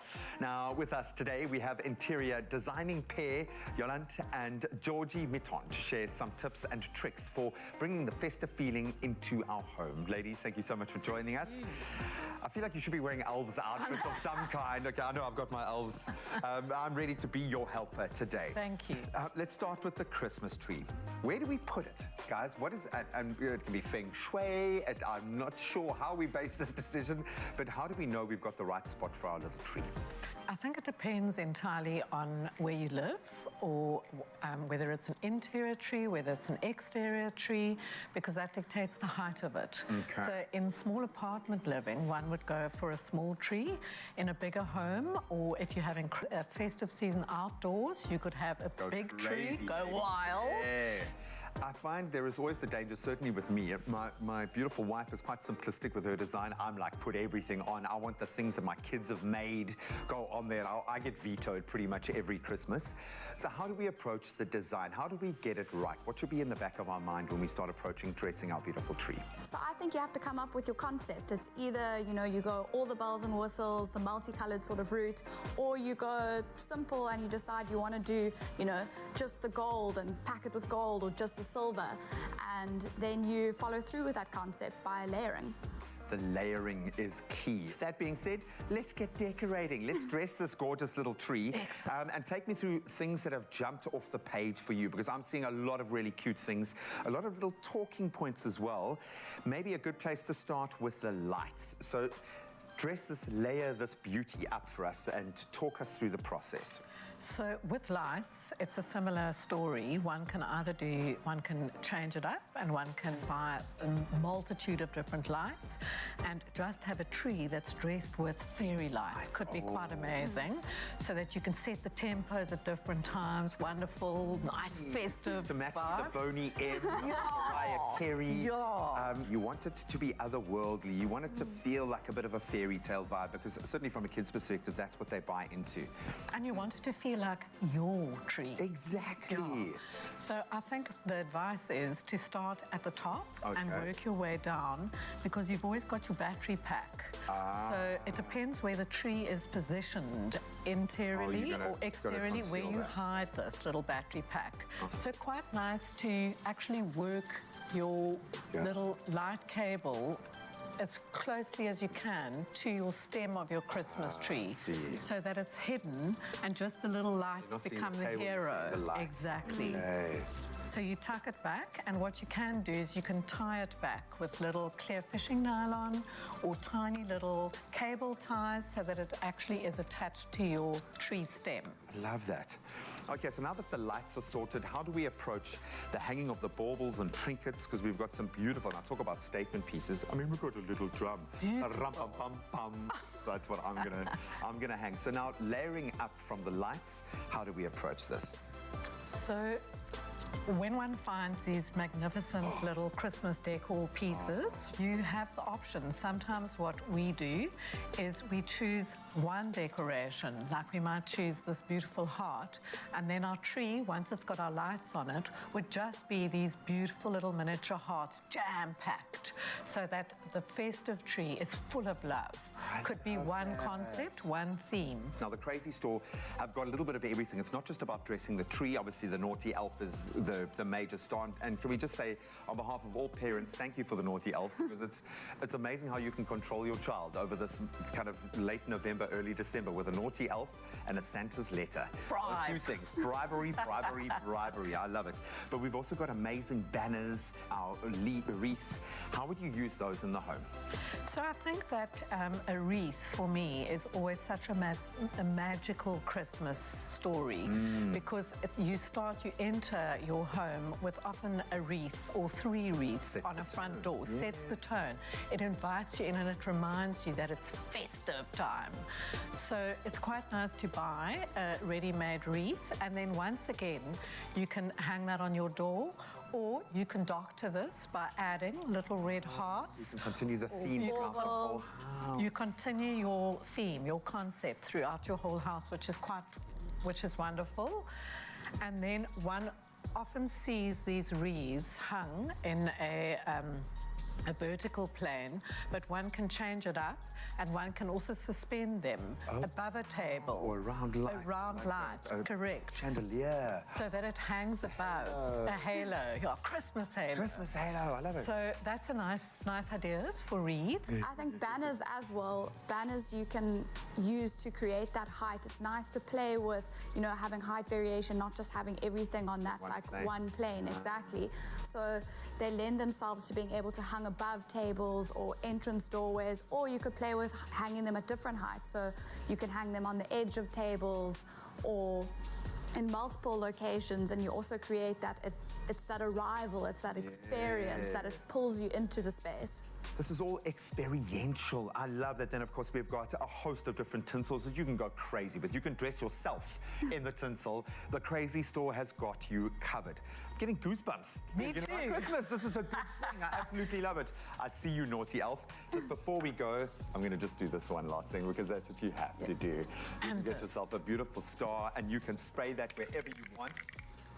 Absolutely beautiful. And I love the fact that you can get gorgeous little trees as well to adorn your table. You don't have to go big, but the most important thing, it's all you and your family. It must be your Christmas. And with all the incredible goodies to be found at the Crazy Store right now, and all we've learned today, there is no reason to not decorate your home this festive season. Go and express yourself. And if you haven't started decorating yet, well, you can head over to one of the 450 stores nationwide. You're spoiled for choice, and you can definitely spruce up your home for the holidays. Ladies, thank you so much. Thank you. The presents. We're missing the presents. Come in with a little, leave with a lot. The Crazy Store has a whole range of stuff found to surprise and delight the whole family. Well, if you are planning your festive menu, an opportunity right now to wow your guests this festive season with a showstopper starter that is perfectly crafted with love. Clover cheese is for those who love life, where everything falls into place and melts away our cares, adding joy and stretching our imagination. Clover cheese, perfectly crafted. Made with love by Clover. Now, the humble Capri salad is a quintessential summer dish, but today we are going to be embellishing this classic Italian dish by transforming it into a satisfying roast eggplant appetizer. And it can even be served as a mouth-watering vegetarian main at your festive table, thanks to Clover Elite cheese. And none other than my sister Vegan Attempts, Nondemis, is here to help us create this masterpiece. Yes. And she's always ready for action. You don't have to say, you don't have to press play with Nondemis. Like, you just say hello and then it's already in the pot. It's in the pot. What are we doing in there already? We're preparing our sauce here. So I've added some garlic, some oregano. I'm going to add some chopped tomatoes and then some sugar.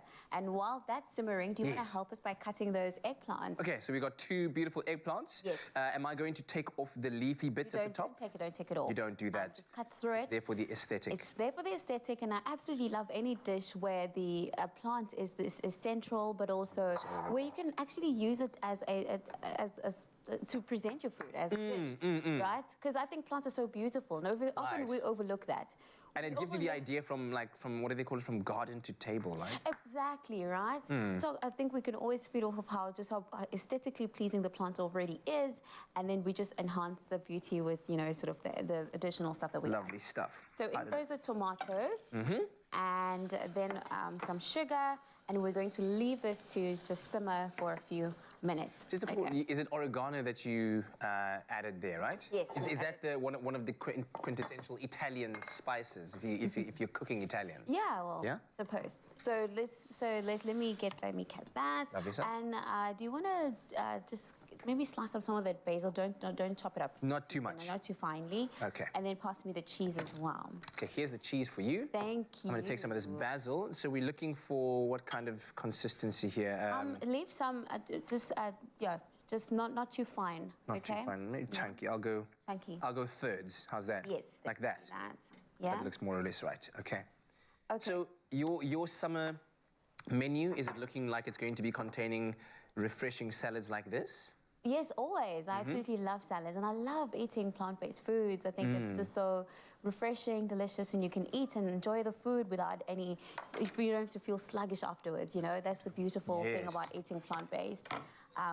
And then we are going to scoop some of our sauce onto our eggplant. Oh, so you go right on top of it? You like want it right on top of it. Of course, you could always drizzle it on top, but of course, it's nicer to have it actually on the eggplant itself. You know what I was just thinking now? Yeah. If you were to, and I don't know how you would do this, perhaps just guide me. Yeah. If you were to kind of scoop out Yes. the inside of the eggplant, Yeah. then get that sauce inside. Inside, yeah. Get the cheese inside, close it up, and then you create another layer on top of that beautiful sauce with the cheese. Put some basil on top. That goes into the oven so that when you finally get into it, you can actually take the entire eggplant as it is and just bite into this juicy, cheesy. Oh, that would work so well. That would work. Maybe you could cook you should be the chef. Hey. Hey, hey. Beautiful stuff. Now, while you do that, of course, Clover Elite cheese is perfectly crafted due to the 5-step crafting process to bring you cheese that is superior in quality, taste, and texture. And of course, you can use a combination of Clover Elite cheese or Elite Tusses or cheddar for the ultimate caprese-style eggplant. Absolutely beautiful. Can you pass me the tomato there? Some tomato for you. Some tomato. You add that tomato. Cooking in the there. national colors of Italy. I love, yes, and I also Red, think green, it's so white. good when I love it. So many different sort of layers of elements to this dish, and you sort of then going to add our basil, and then we drizzle that with some olive oil, and we put it in the oven. We bake it for 30 to 45 minutes. 30 to 45 and minutes. then we enjoy. As simple and as easy as that. It looks absolutely great. As you can see, the final result, super appetizing. If you missed the recipe, you can catch it on our website, expressoshow.com. And here's a quick little recap for you. Thank you. Hey.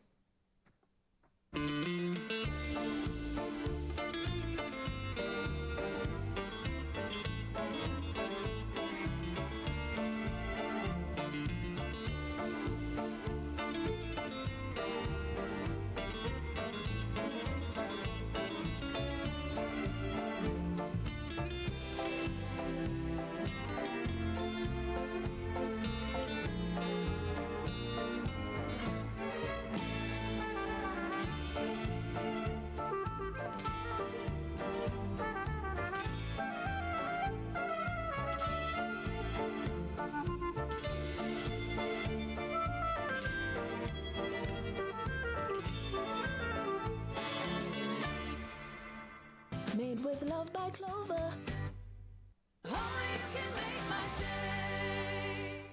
Sensodyne, repair, and protect with deep repair. The science is pretty amazing. It really goes deep and repairs tooth sensitivity. The science is there. It's going to improve their quality of life in a big way. This is the first thing I recommend.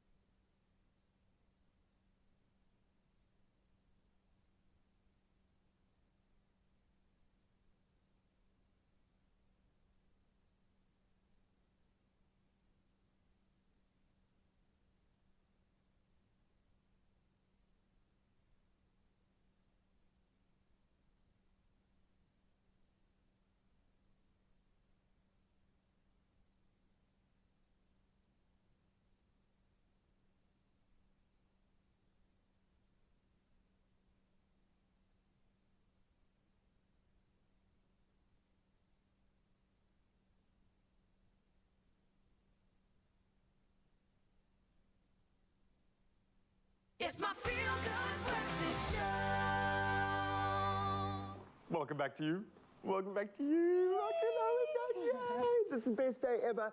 If you need it to feel like a weekend, we got you covered. We're going to drop some massive beats. I say we loosely. Rox is going to hit the decks in just a moment. Got another performance from Ray. In fact, we're going to savor the last hour of the show. It's going to feel like a Friday. How are you, sister? Great. I mean, it's early, but I'm playing. It's probably the earliest set I'll be playing, but I'm excited to get everyone Just moving. think of it like you pushed straight through, and this is like a 3-day festival. She's got it, and she is, just for you. Stick around, but first, let's get into those official duties. Kat's got the news, I got the sport. We'll see now. Well, the Times has gone around 8 o'clock in time to take a look at the news headlines. On the national news front, a 43-year-old woman has been arrested at Easter River, Cape Town, after 300 boxes of stolen liquor worth some 1.8 million rand were found in her possession. The stolen quantities of liquor were seized in Heather Park, Easter River, some time after a truck transporting the same alcohol brand was hijacked in Maitland, Cape Town. Meanwhile, the Limbombo border post between South Africa and Mozambique, their police have found a shipment of some 30 million rand worth of cocaine in a truck that had entered the country. They seized about 200 kilograms of the drug. In other news, the Johannesburg Emergency Services say that their search for the missing members of a church who went missing during a baptism ceremony in the Yixkay River at the weekend has been complicated because they don't know how many people are still missing. People were swept away by floodwaters when the river unexpectedly came down on Saturday. 14 bodies have already been recovered along the river. It's estimated that at least 19 people are still missing, and meanwhile, the search was temporarily suspended yesterday due to heavy rains over Johannesburg. On the international news front this morning, West African leaders have said they would establish a regional peacekeeping force to intervene in member states to help restore security and constitutional order in a region that has witnessed several coups in the past 2 years. Now, Western Central Africa has made strides in the past decade to shed its reputation as a coup belt, but the Economic Commission for West African States, or ECOWAS, wishes to do more to boost constitutional government in its member states. The ECOWAS leaders are determined to establish a regional force. In other news, Russia has fired a barrage of missiles at targets across Ukraine for the eighth time in 8 weeks. Significant disruption to the power grid was reported, and in the south, Odessa was without electricity. But the strikes, which came nearly 2 weeks after the last, may have done less damage than previously. Ukraine says it shot down 60 of the 70 Russian missiles. Moscow, on the other hand, says it has hit all 17 of its targets. Previous attacks have hit Ukraine's energy grid, leaving millions without electricity and heat as winter arrives. And finally, holiday destinations throughout the country are preparing to welcome visitors, and the Garden Route in the Western Cape is expecting a bumper festive season with 96% of accommodation facilities already fully booked. The mayor of George, Leon van Wyk, says although they have beaches, they are also, these are great attractions, but there's also mountains and beautiful hiking and running and cycling trails on offer. Meanwhile, the Buffalo City Metro in the Eastern Cape says it's also ready to welcome the influx of tourists to the city this festive season. Several festivities and events are to take place during this period, and the Metro spokesperson, Samke Longwear, says the safety of holiday makers will be a priority. He said that safety plans culminating in the setting up of a joint operations centre at the East London beachfront, which include air and sea patrol, as well as patrols on horseback and on foot. Well, if you are making your way on holiday, please remember to be safe out there. Well, that's it for the news at 8 o'clock right now. Let's get you ready for work. Here's Graham with the latest in traffic.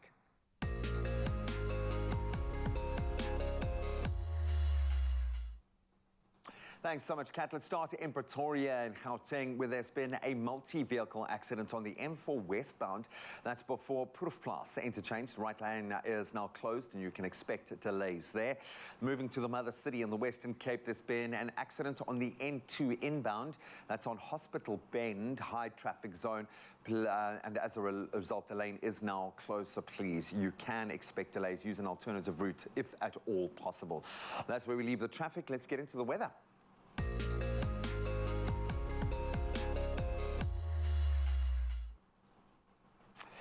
Let's start with some weather news here in South Africa first. And Johannesburg Emergency Services, they were on high alert yesterday as severe thunderstorms continued to batter most parts of the city.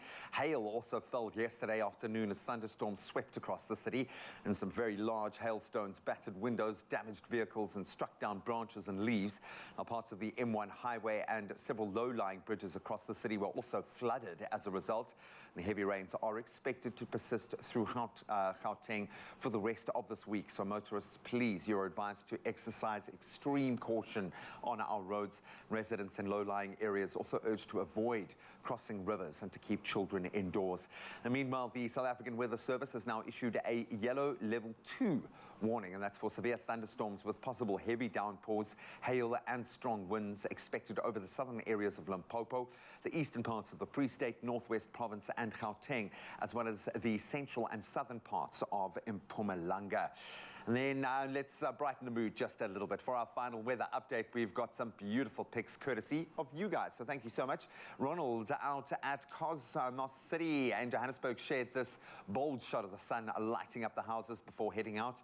Then Razine Pandi snapped this shot out in Namibia. Hello across the border. From blissful hues to picture-perfect angles. Beautiful photo there. Then Fatakan, another regular out in Margate, showcased this brilliant violet-inspired view overlooking the ocean. And Mercia Stechman showing off her views in a sunrise video. And this one from her balcony overlooking the city with bright light reflecting through the clouds, dazzling up the early morning sky. We love it. Thank you so much. Please keep them coming. You can send your sunrise views to us on 0634088863. That's the WhatsApp line to use. All right, so we spoke about some crazy weather across the country, inclement weather. And let's give you the temperatures that accompany it. In Polokwane, your low 17 going up to 27 degrees with a 68% chance of rain. Rain in Mbombela as well, 16 your low going up to 21. Pretoria ranging between 15 and 28 with a 90% chance of rain. Expect thunder showers in Johannesburg, where your low is 13, going up to 25. Chance of rain in Mahikeng as well, 17 and 29, your temperature range. Klerksdorp, 15 and 29. Kimberley, you kickstart on 14 degrees, going up to 31. Bloem ranging between 14 and 30. Richards Bay, your low 18, going up to 23. As we move inland, Pietermaritzburg, 14, your low going up to only 20 with a 97% chance of thunder showers. Durbs ranging between 20 and 24 with a 40% chance of rain. Umtata, 13 and 23. East London, your low 17 going up to 22 degrees. Cradock, 12 your low going up to 27. Gqeberha, 15 is where you kickstart today, going up to 22. George, 13 and 22. The Mother City, Cape Town, your low 14, going up to 23 degrees. Worcester, 11 and 30. Sutherland, your low 8, going up to 24 degrees. Uppington, moderate by your standards, still a scorcher. 15 your low, going up to 31 degrees. Wherever you find yourself, regardless of the weather, make sure it's a beautiful day. And as I always say, let's see if we can help make it just that. I think we can do that, Mr. Richards. I think we could definitely do that. Guess who just rocked up in the building? Roxy Lowe. She's here, one of the Tropica Island of Treasure All-Star celebrity contestants, and she's here to wow us with her brilliant DJing skills, as well as helping us to relax with a yoga workout that I'm particularly looking forward to. And of course, lots more coming up on your Feel Good Breakfast show. Make sure you don't miss out. We'll be right back after this.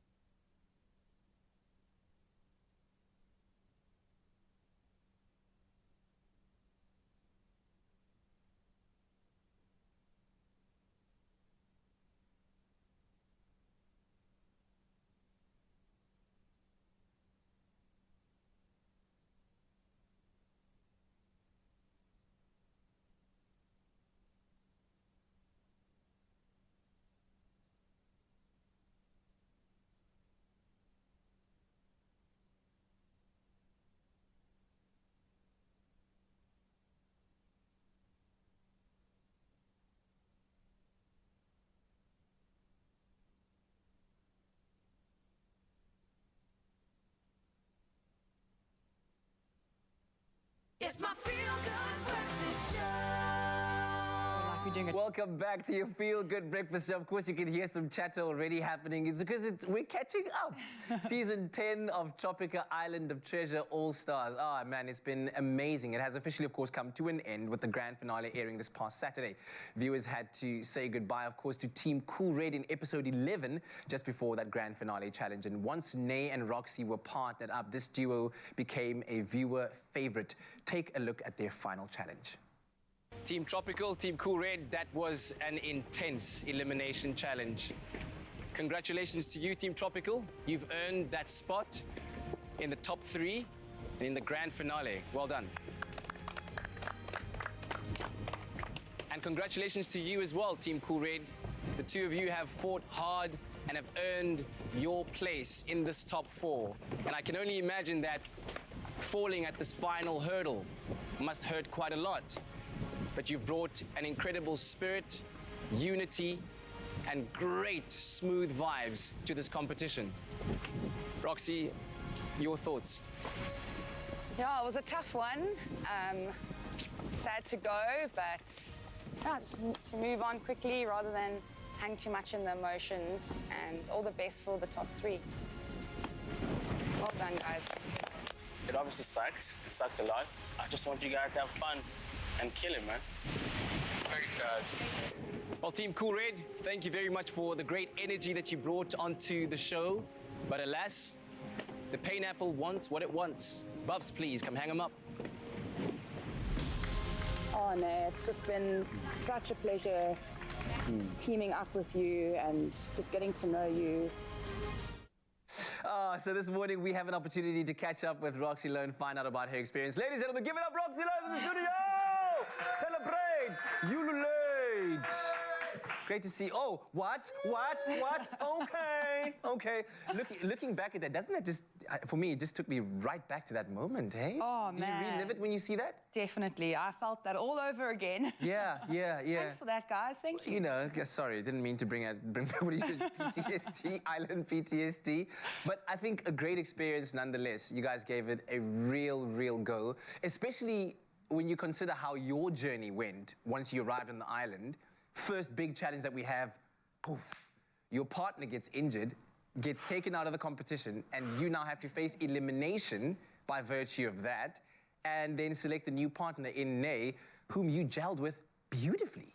Yeah, no, Nay was amazing. I think it was such a blessing having him partner up with me, even though we didn't have that many games together. So we gelled really quickly, and I guess in hindsight, that's kind of what I would have looked forward to, I guess, and that's playing more games with Nay, just because, and that elimination 2 before just that last elimination. Yes.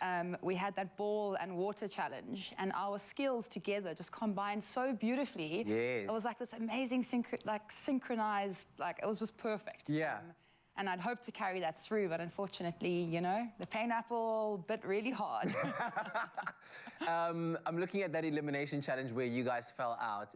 And you talk about perfect moments for TV, right? For tension, for drama, it was all there. That one challenge where you, as squads, the last squad game, had to chase each other around that ring stands out for me as one of the most epic challenges we've ever seen on Tropic Island of Treasure. Then there was that fruit market challenge where you and Nate just dominated. Who knew that you were just fruits, like fruit enthusiasts? What challenges stand out for you when you look back at your journey on the island? Oh, the fruit challenge was just hands down our favorite challenge. We said we have to start a travel show because we just love fruit and traveling, and we just gelled so lacquer on that one. That first elimination, so we had these individual challenges. Before that, we were on the surfboards and there was a squad game, and then we ended up in elimination. But that was our first time we had actually played together. Yes. And we just gelled so beautifully. We came together so well in that, and that was kind of setting the foundation for the island. You know, having been part of the competition now for a second time, you know, what do you take away from the experience this time around? And man, you were so close. So feisty and so close. What do you take away from this experience? There's always, I take away something from everything I do, and definitely getting to see my strengths and my weaknesses, because we're playing mentally, physical, emotional games. So you get to know yourself on the journey, which was quite interesting. Yeah. And then also communication was something that I learned to strengthen. I mean, you're relying on someone else. I mean, you've got your partner in life that you go through life with, but you've got the same goal with someone else, and you're kind of going through this journey together. So that the journey with Nay and with Alyssa, both ways, was just beautiful. Just enjoying that the emotions and the wins and the highs and the lows, and it felt like a little life journey. And it was absolutely beautiful to watch. But one of your other strengths is that you're quite there, you know? When the beat must drop, you are here. Oh, yeah, everyone needs to move. The DJing thing is really working out quite nicely for you. You've got a couple of gigs coming up, including one in New Zealand? Yes. Just take me through your gig guide right now. I mean, we're looking at some of your highlights there. Look at that. Rocking the crowd. Where was that? That was at H2O in Johannesburg. Jovi. Oh man, what a jewel. That's probably what the original festival in South Africa. And the people were just, the energy after lockdown, everyone broke out.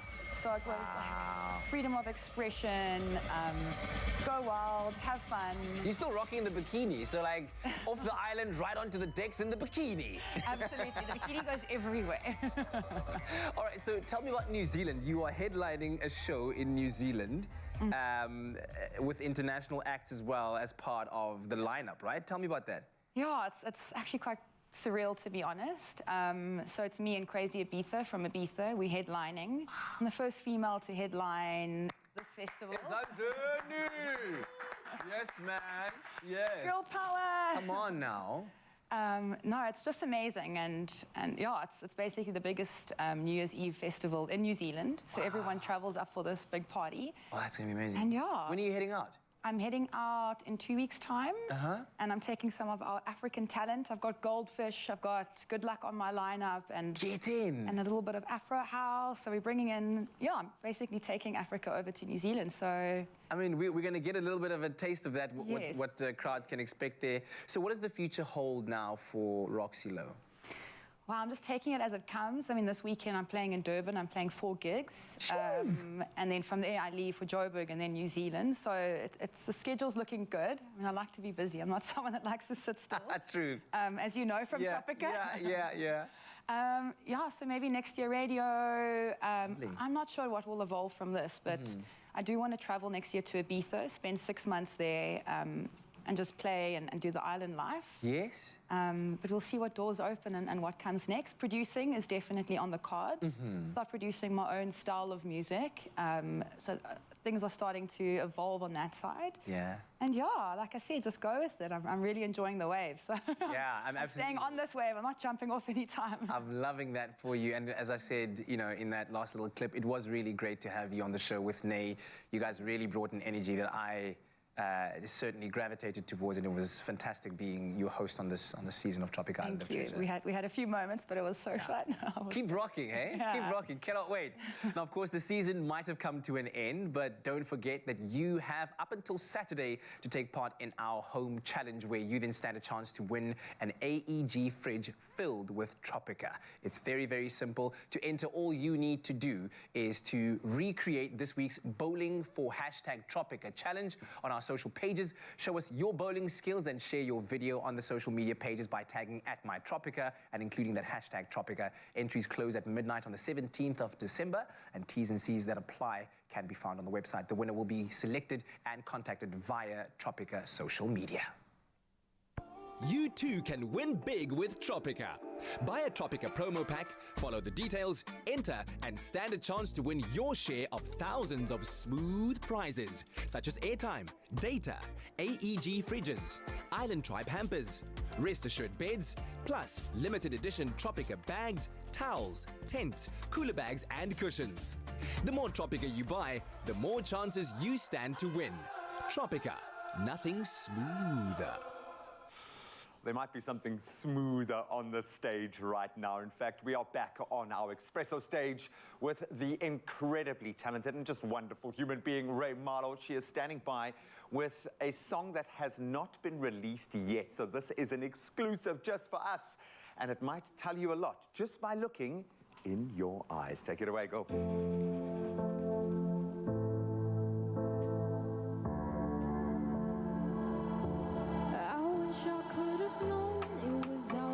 Night. The oceans in my eyes say it's our last time.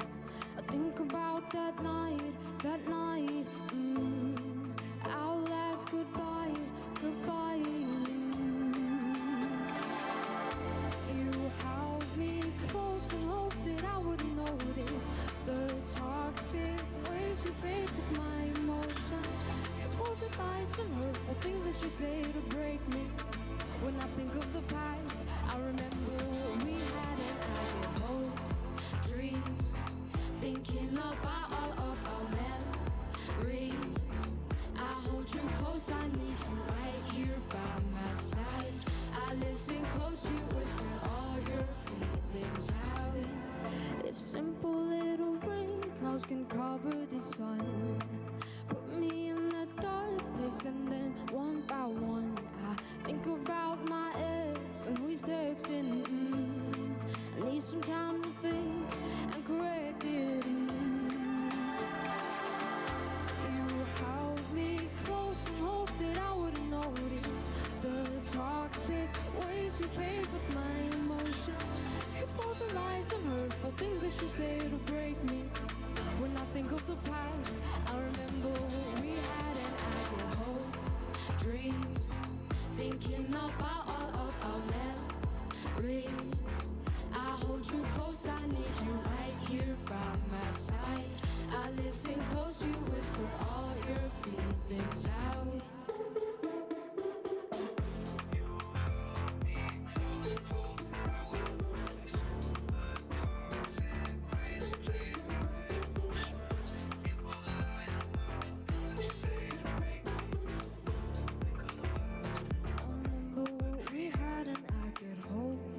Dreams, thinking about all of our memories.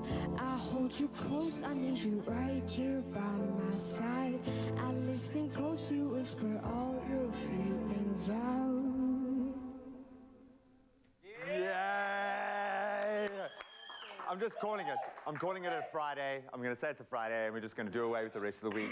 How good does it feel? I know we're going to keep asking you this because you're so fresh, and every time you perform something, it's like the first time you're performing it in front of millions of people. Yes. How good does it feel singing your song? Oh, it feels amazing. And the vibe in here is so great. So I enjoyed the performance so much. You know where we get the vibe from, though, hey? Oh. You know where we get the vibe from? Thank you. Well, I hope whoever that song was about was watching right now. That's all I'm going to say. I have no doubt that we are part of the becoming of an incredible artist. So thank you so much for sharing the stage with us. More coming your way. Don't move a muscle. We got Roxy Lowe on the decks as well. Yes, officially, we're going to call it a Friday, okay? I'm doing away with the rest of the week. We'll see you in a moment.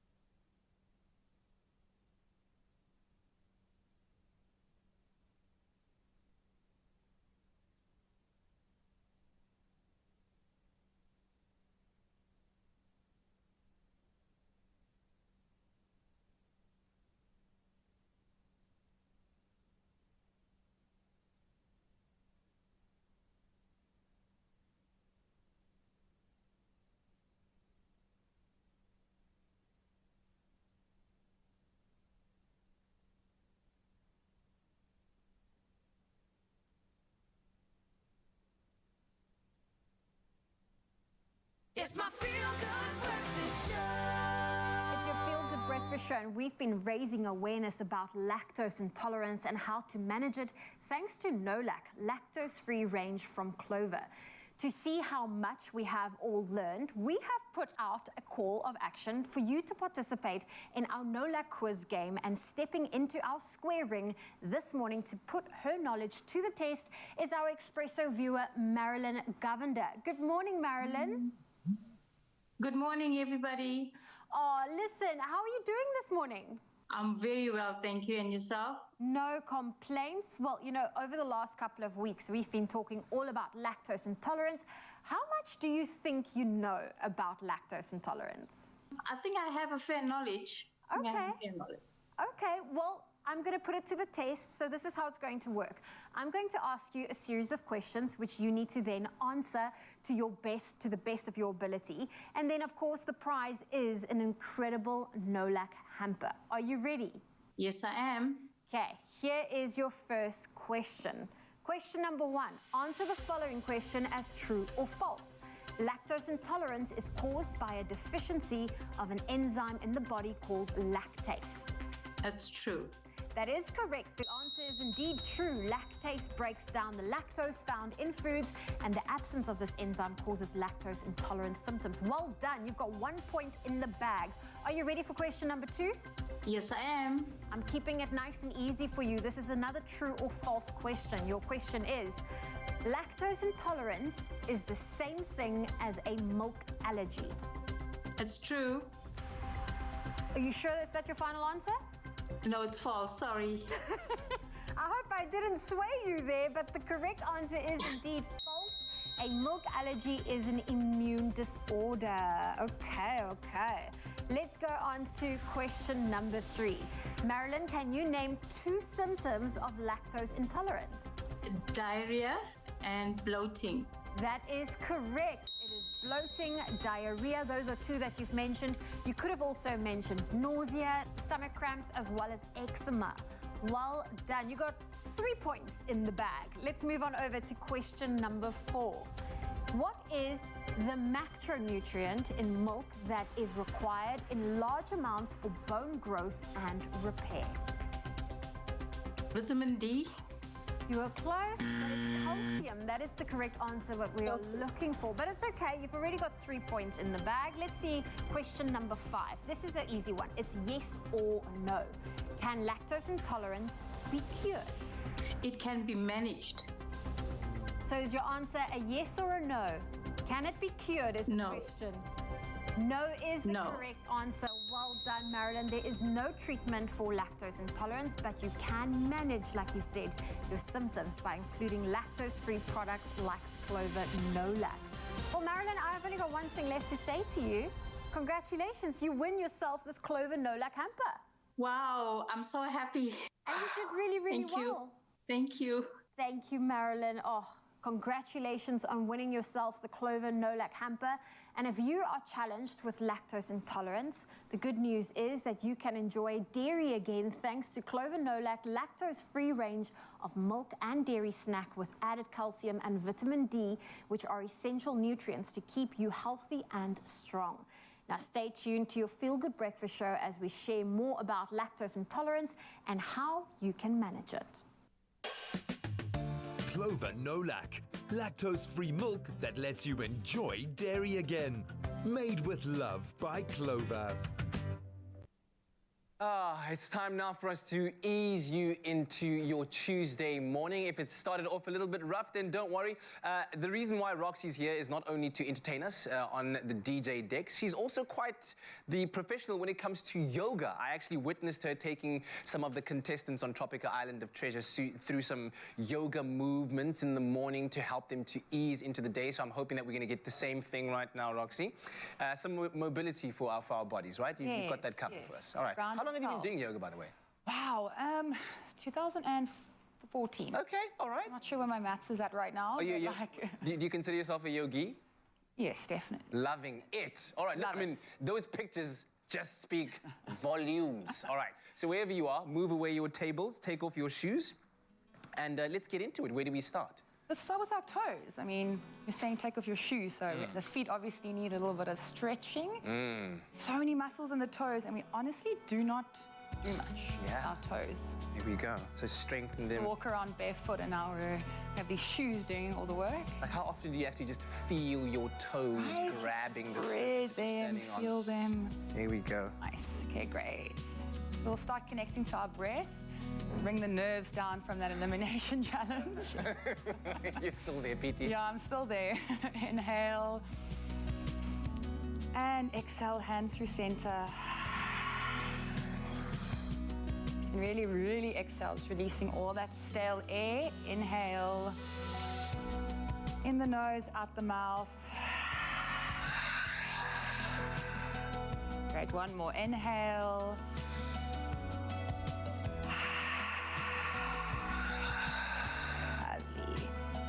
Cool. Then we're going to inhale and we're going to pivot from our hips, come down. Exhale.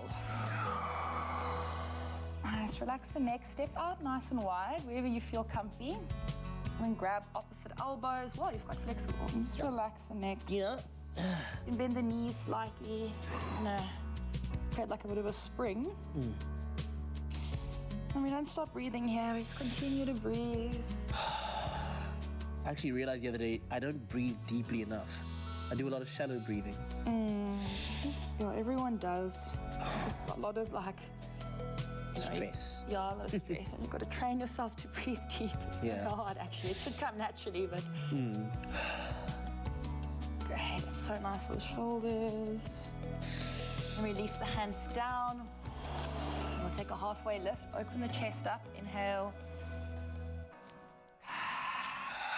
Then we'll come to a down dog. So step your right foot back, and the left foot, and then you straighten out. There we go. Try and straighten your back. So the whole goal here is to get the straight back. Oh, straight back, so like bend this. your knees. Oh, you'll feel some clicks. Then we'll lift our right foot here. Inhale, and then step the foot through. Down. There we go. So now you're in a low lunge. Then we'll come up for high lunge. Inhale. And exhale, warrior two. Just plant the back foot down. There we go, perfect, beautiful. And just gaze over your right hand.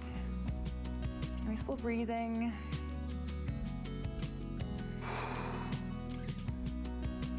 Great, so then bring your right hand down and the left arm over so you get a nice stretch there on the left. Perfect, yeah, there we go. Feel it here in the ribs. Yoga is actually quite a lot of strength work as well. Absolutely. Your core's got to be engaged, yeah. Yeah, moving smoothly through all of the movements and then holding positions. And then coming through. It'll be great for dance. It's also great for dancing. Engaging the Is this going to help my TikTok? I was about to say it. I was going there with it. Okay, reverse it. Beautiful. Then we'll step forward. Nice. Shake it out. Oh, wow. Oh, my goodness. The burn on that right thigh. Yeah. We still got some time, I'm being told. We've got to balance it out. And the left thigh needs Yeah, to that's feel true. the same. Okay, inhale. And then pivot from the hips. Exhale. Great. Inhale, halfway lift. And down dog. Step it back. Let's get that spine straight. Nice. Left foot up, inhale. Step it through. Beautiful. Cool. Rise up slowly. And warrior two. Here we go. Yeah, this does calm the mind. Yeah, so grounding. Do you start your day off like this every day? I try. It just depends on, what time I wake up. I do like to sleep in, unlike you. Yeah, not part of the job description to sleep. Reverse warrior. Such a nice stretch. It is, Goodness. hey? You Wow. feel your whole body just all supple all of a sudden. There we go. Oh, lovely stuff, Roxy. Thank you so, so much. Are you ready for the decks? I'm ready for the decks. We're about to party after Let's this. do it. Let's do it. Stay tuned. We'll be right back.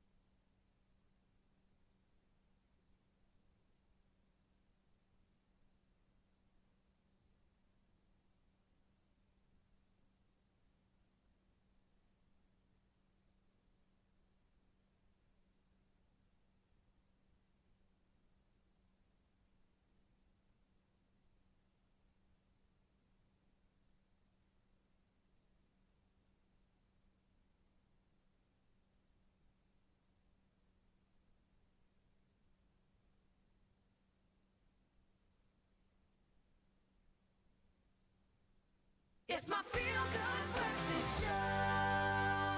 Welcome back, you beautiful souls. Thank you so much for keeping it locked. Timing is pretty good as we're about to make one lucky viewer a winner, as we love to do on this show.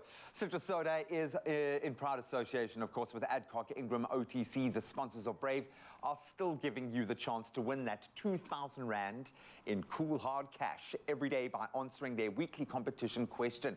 So this week, we wanted to know, when crisis strikes and before you bubble over, how do you fizz out and solve it? And of course, we had some amazing entrants come through, but there is only one lucky winner this morning. We don't have them on the line, but hopefully they will hear this applause wherever they are. Congratulations, Brandon Foree! Look at that face, man. And this is what Brandon had to say. You can't control something if you're not accepting it. You simply don't have handles for it. Denial is one of the most common answers to crisis, and unfortunately, one of the most toxic. As simple and dumb as it may seem, just accepting that you're going through a crisis will clear a lot of the fog around you. Just accept that things didn't go like planned and see how you can move on. Hashtag Citrus Soda, hashtag Expresso Show, hashtag life hacks. Brandon, we need you on tap. I need a pocket-sized version of you to keep in my pocket every day. That was absolutely beautiful. Congratulations, my friend. 2 grand on the way. And you at home also have the chance of being a winner too. Here's how. Make the most of your festive season and celebrate without the fear of heartburn or indigestion spoiling it. Citro Soda's daily giveaway of 2,000 Rand cash will let you fizz up your fun. Citro Soda is in proud association with Adcock Ingram OTC, sponsors of Brave. Enter every Monday to Friday, November 14th to December 16th. Yeah, and answer the weekly competition question on the Expresso Facebook, Twitter or Instagram page and include the hashtag Citro Soda. Now, your T's and C's can be found on expressoshow.com, and that's Citro Soda, available in original and cranberry. It is, of course, that time of the year when the family starts making plans to come and visit your house. And you know, when the family is gathered around that festive table, there's no such thing as too much. So we're going to help you show your love with their favorite food. And they'll be hearing it loud and clear, tasting it, loving you so much more. And we've got a spread right here. Clem? And I do feel like cooking food and preparing food for your loved ones is like the ultimate sign of love. Right? I really, really do feel that. I mean, so whenever I get into the kitchen, it's always like with love and the happy energies and the knowing that I'm gonna make someone feel so good. Yeah, yeah. With the food. It's a good way of diffusing those tense conversations. You know, I feel like when people are sitting around the lounge too much, enjoying their favorite drinks and watching a lot of TV, that's when it starts bubbling up, you know? Now we need to start having that conversation I've been holding on to for the past year, and then poof, now get them in the kitchen. Exactly. Get them all involved making beautiful dishes. Like, there's lots to laugh about, talk about. Remember the Tupperware I lent you 2 years ago? 2 years ago. Wow. No, actually, Tupperware, don't go down that avenue because families have been over Tupperware. Over Tupperware. Okay, okay. So, but it's true, my grandfather always used to say, all the world's problems can be solved around a dinner table. And I love that. I love that. So this is one. This is an amazing one. What took me like a day and a bit. It does look like it, I will admit. I'm intimidated by what this might do in terms of time consumption. No, that's where we come through and deliver, okay? Okay. So Woolies have sorted out your festive meals. They've gone for the easy to cook range and things that only need you to kind of assemble and add that love, that sprinkle of love. Your own little personal to make it your own. So let's start off with what we're going to start prepping first is going to be our roast veggies. Now, the roast veggies are absolutely amazing. What I love the most about it is the chunk. And that's very important because when you roast vegetables especially, they lose a bit of texture, they go a little bit soft, okay? Right. And then it kind of shrink a bit and just lose all that integrity. The chunky veg, not today. Okay. So these are really great, and I roast the whole thing. So whatever's left over from the roast veg, I make the illest frittatas tomorrow morning out of the roast veg. It is so good. What do you do? Like, you chop them up and then into a pastry of sorts? I do. So straight up, take the veggies into your pan, a little bit of olive oil again just to bring them back to life. Get a little bit of a crisp on them. Get your eggs scramble, pour it over. Let it just start simmering. Pop it under the grill. The most beautiful. And then... Yes. Crust-free, so it's low carb. I mean, it's just good for you. That's brilliant, actually. A little bit of sour cream on the top, a little bit of chives. What? Man. Okay, so veggies. The one thing about veggies is that, and I'm doing it incorrectly now, but I'm going to tell you what to do as I say. What to do? Not what as I do. And when you do, never mind. Okay, so what I want to say is, when you roast your veggies, you want to get a nice big tray. Vegetables are selfish. They don't want to be one upon another. They need their space. Exactly. Like, please, courgette, respect. Back up. Yo, listen. I'm about a butternut. I'm about a... Yes. So as we continue, like I said, space, social distance, leave room on your tray. And then you're going to season from a height. People get this wrong, and sometimes it's not the chef in me, it's just the human in me. When I see people season like this. Oh, that's incorrect. Why? Okay, why is that incorrect? Okay, so you're concentrating all the seasoning here, and you're going to try and mix it all through, but courgette over there is not going to feel the love. Right. So what I do, here's the thing. First, olive oil goes on. That's going to be the glue.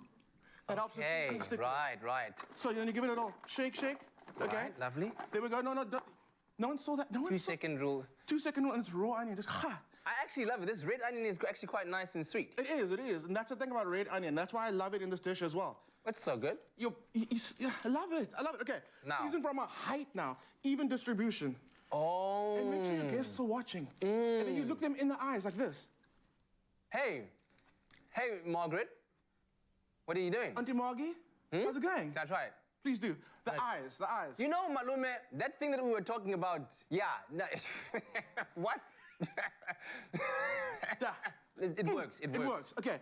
Straight into the oven. What's also nice, if you don't have oven space this festive season, but you've invested in an air fryer, veggies love being cooked in an air fryer. Do they not go soggy when they go in an air fryer? But again, the thing is not to pack them on top of each other. Give them some room. No, veggies love going to the air fryer. Okay. Then, sorghum. Sorghum is such an amazing grain. Okay, it adds texture, adds flavor, and it's like a canvas, so anything you add to it flavor-wise, it just goes... I like how we just did that in sync. 1, 2... Yeah, that's what it does. That's it. So, get your sorghum into a pot. I don't add any salt in the beginning. I only add salt once it's when it's almost done, then I add salt. I find that if I add salt in the beginning, it gets a little too chewy. So then totally, once it's almost done, that's when you hit it with a bit of salt. So super simple dressing, and you can use a Woolies paste. I'm gonna back you up just once. Talk to me. A quick one. Because I've never cooked sorghum before. So it's like that. Your water isn't boiling. What are you looking for in terms of texture? Are you looking for that al dente kind of... It's all got a bit of crunch, a bit of chew, a bit of flavor. So you don't need rapidly boiling water for your sorghum. It's hot. It's about to actually start simmering. Yeah. Get it in there. It's going to start swelling up, and you can... I prefer to doing a little taste. Just taste. Is it the texture that you want it to be? So personal preference. Personal preference. I do prefer a little bit of... not crunch. That's not the word. Resistance. A little bit of bite. A little bit of resistance. Like, hey. Hey. Are you biting me? Hey. Just a small nudge back. That's it. While it's still warm... Okay. We are just everywhere. While it's still warm, hit it with a lemon, okay? Oh. Again, like I said, you see, lemon golds are the best because you don't get into the pips in there. Keep that in mind. All right. Pesto. While it's still hot, hit it with that pesto. It'll just take it all up. It makes it so amazing. And we go with our roast veggies. And I do got the rosemary, sprig of rosemary in there. That's I serve it with it. I serve it with the rosemary in there. Oh. So then give it a good mix. Now, what I love about this salad is you can make this yesterday. Allow it to sit. Yeah. It's going to just develop more flavor, which I absolutely love. That's your salad done. And again, make extra because it tastes so good the next day. It really does. It's like a curry. Now let's go over. We got the salad done. Let's talk about the main reason that you want to sit down. Oh yeah, please give it a taste. Hold on. Little bit of this. You totally ate it with a bit of parsley. Bit of that. That's what you do just before serving. Give me some of the crunch. With that lemon. Gorgeous. Right? Stunning. Flavor, colors, textures, happiness. This is life. In a bowl. This is life. Get in. Yes. Okay. Next. Now let's talk about. You've got your side. Let's talk about the main characters at the table. The ultimate roast chicken from Woolies. You think you know roast chicken? You don't. This over here? Woolies came through, partially deboned, stuffed with garlic, thyme. Wait. Go with me again? Partially deboned. What are we even talking about? How is it partially deboned? It's the parts that we know that you want to be extra tender, so we've taken the bones out. Don't even joke with me right now. I wish I was I joking. am taking that thigh off that chicken, and all I have to do is no. The satisfaction. What are you doing? But it doesn't end there. You know what we did? Then we put inside the chicken more chicken. We put chicken mince inside the chicken. What do you mean? We got garlic, we got thyme, we got chicken mince. And then you know what we did? We're not done. We butter brined it in butter. Butter. What are you talking about? It's so silky smooth. Mariah Carey has nothing on this chicken. Ladies and gentlemen, all I want for Christmas is chicken in chicken. What? Chicken in chicken? Get it printed on a t-shirt. Okay, so we're not done. We're not done. Okay. The oxtail. Okay. I mean, our oxtail has been slow cooked in a rich tomato gravy to perfection, to that fall off the bone perfection. Okay? And the chunky veg that are in there make it look like it's homemade. I was gonna like points for the presentation. It's still warm. It's still warm. But now you need something to kind of soak up all that oxtail sauce, right? So what do you have? I found my friend Michal. Michal. The ladies in my court here, of course. Hello, Michal. And she was like, yo. What you got? The dombola. From my new kit. From my new kit. But she was like, don't just make the dombola, add flavor, add attitude. So we got some roasted peppers in there, we got the mixed veg in there. I was gonna ask you about that. Wait, hold on. What's going please, on? go for it. Give me do you have a cloth? Yes. This is not a serrated knife. So you get your dombolo, and you get your portion, like nice chunky meat with the gravy. Okay. And then you kind of just like scoop. You just scoop. And you just get in there. The texture of Michal's dombolo is insanely good. It's so soft and pillowy. Like, it's just heavenly. And then with that oxtail stew, get yourself a pillow because you're going to bed. What? You're done. But no, we're not done. Night. Because you need something sweet, right? Look at that. Everybody knows what do you got for for us? season, you have two stomachs. One for the savory, and one for the sweet stuff. So we're coming through with the festive trifle today from Willie's. Everything's done for you. What we've done to make it our own is just add some cherries and some gold leaf. It's delicious. It's heavy, right? What are you talking about? So a little bit of almond, well, actually the almonds are on there. We just took some cherries, a little bit of gold leaf, made it festive. I'm telling you, you can pull all of this off, all of this spread in about 45 minutes. Wow. I am super obsessed with this dombolo because it's the presentation for me. It's this is one of my favorite staples of any kind of festive table. So that presentation that's class. Let me slice it open. I want to see the inside. I want to see the inside. I'm gonna go for it. I'm gonna go here. Bodambi dombolo. Come on now. And if you haven't seen, Michal's got a new range in Woolies. She's got everything you need for this festive season. Absolutely amazing.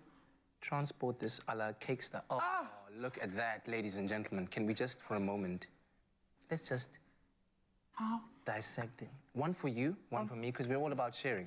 Yes. We're gonna bring you know what you said, and then I'm gonna need this. If you start your morning before 9 o'clock with oxtail, it's how you win. Look. It's how you win. Just wait, just give me a moment like this. My good. What are you talking about? Wait. So spongy, so soft. It's good, right? Oh. What's Yes. happening? Why is there music playing in my head right now? This is beautiful. Oh. It's the soft. It's the pillow. It's the juice of the carrot and the tomato. Yo. Kidizamba. Listen, where you at? Where you at? Deserve some applause for that. What's going on? Yes. And that's what food does. It makes you sing. It makes you look loose. Oh my goodness, it's food. Yeah, Auntie, come this side, come this side. You can come keep this side, myself Auntie. away. It's fine. Check out the website. Woolies.coza, Woolworths.coza. Yeah. So good. The world's problem solved. Done. I love you, man. I told you. Woo!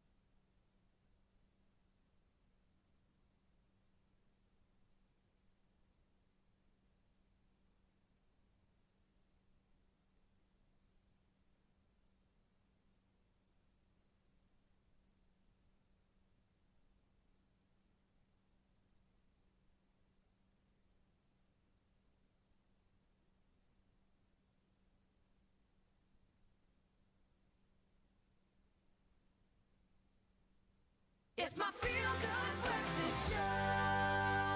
Welcome back. Your timing is perfect. Now, whenever I'm feeling like I have zero life, I've got 2 young kids and I never party anymore, I just go onto Rox's social media pages and I groove. I pretend I'm in the DJ box. So right now, I'm in the DJ box with her because, I mean, she can do anything. We've seen this, anything that she's set her heart to throughout this incredible career that she's had. But DJing, she has taken to another level. So much so that she is obviously going to be touring across the country, but going to be headlining in New Zealand on New Year's Eve. How excited are you for that? So exciting.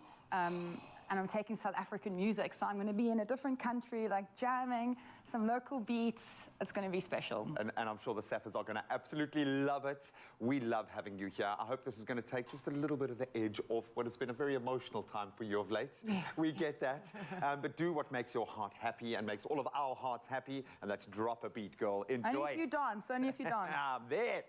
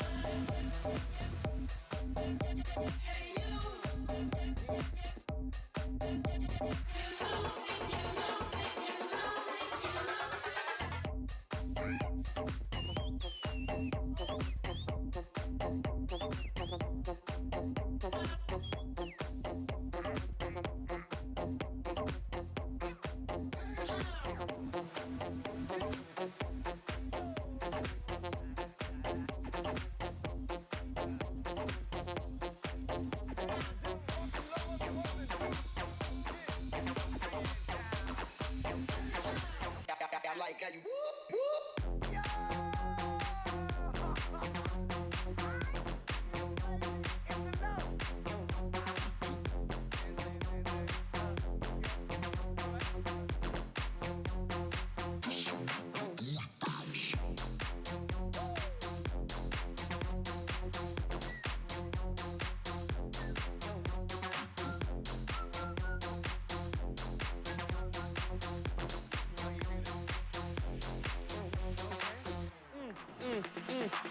Ladies and gentlemen, rock your low on the ones and twos.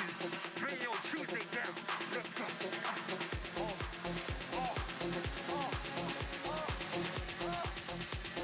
Shoes come off and freaks come out.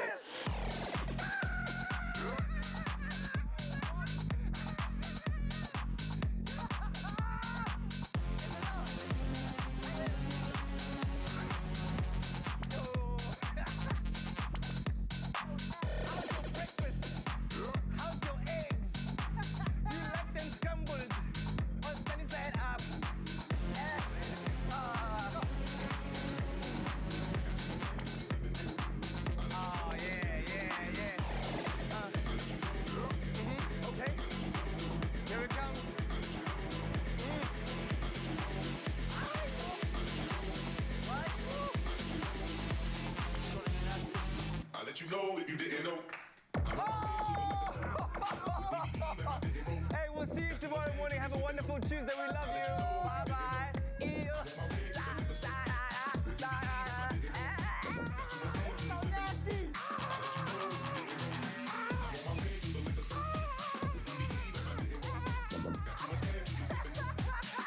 Here's to all those glorious, sweet and savory once-a-year recipes and family memories that makes the season so festive. Made with love.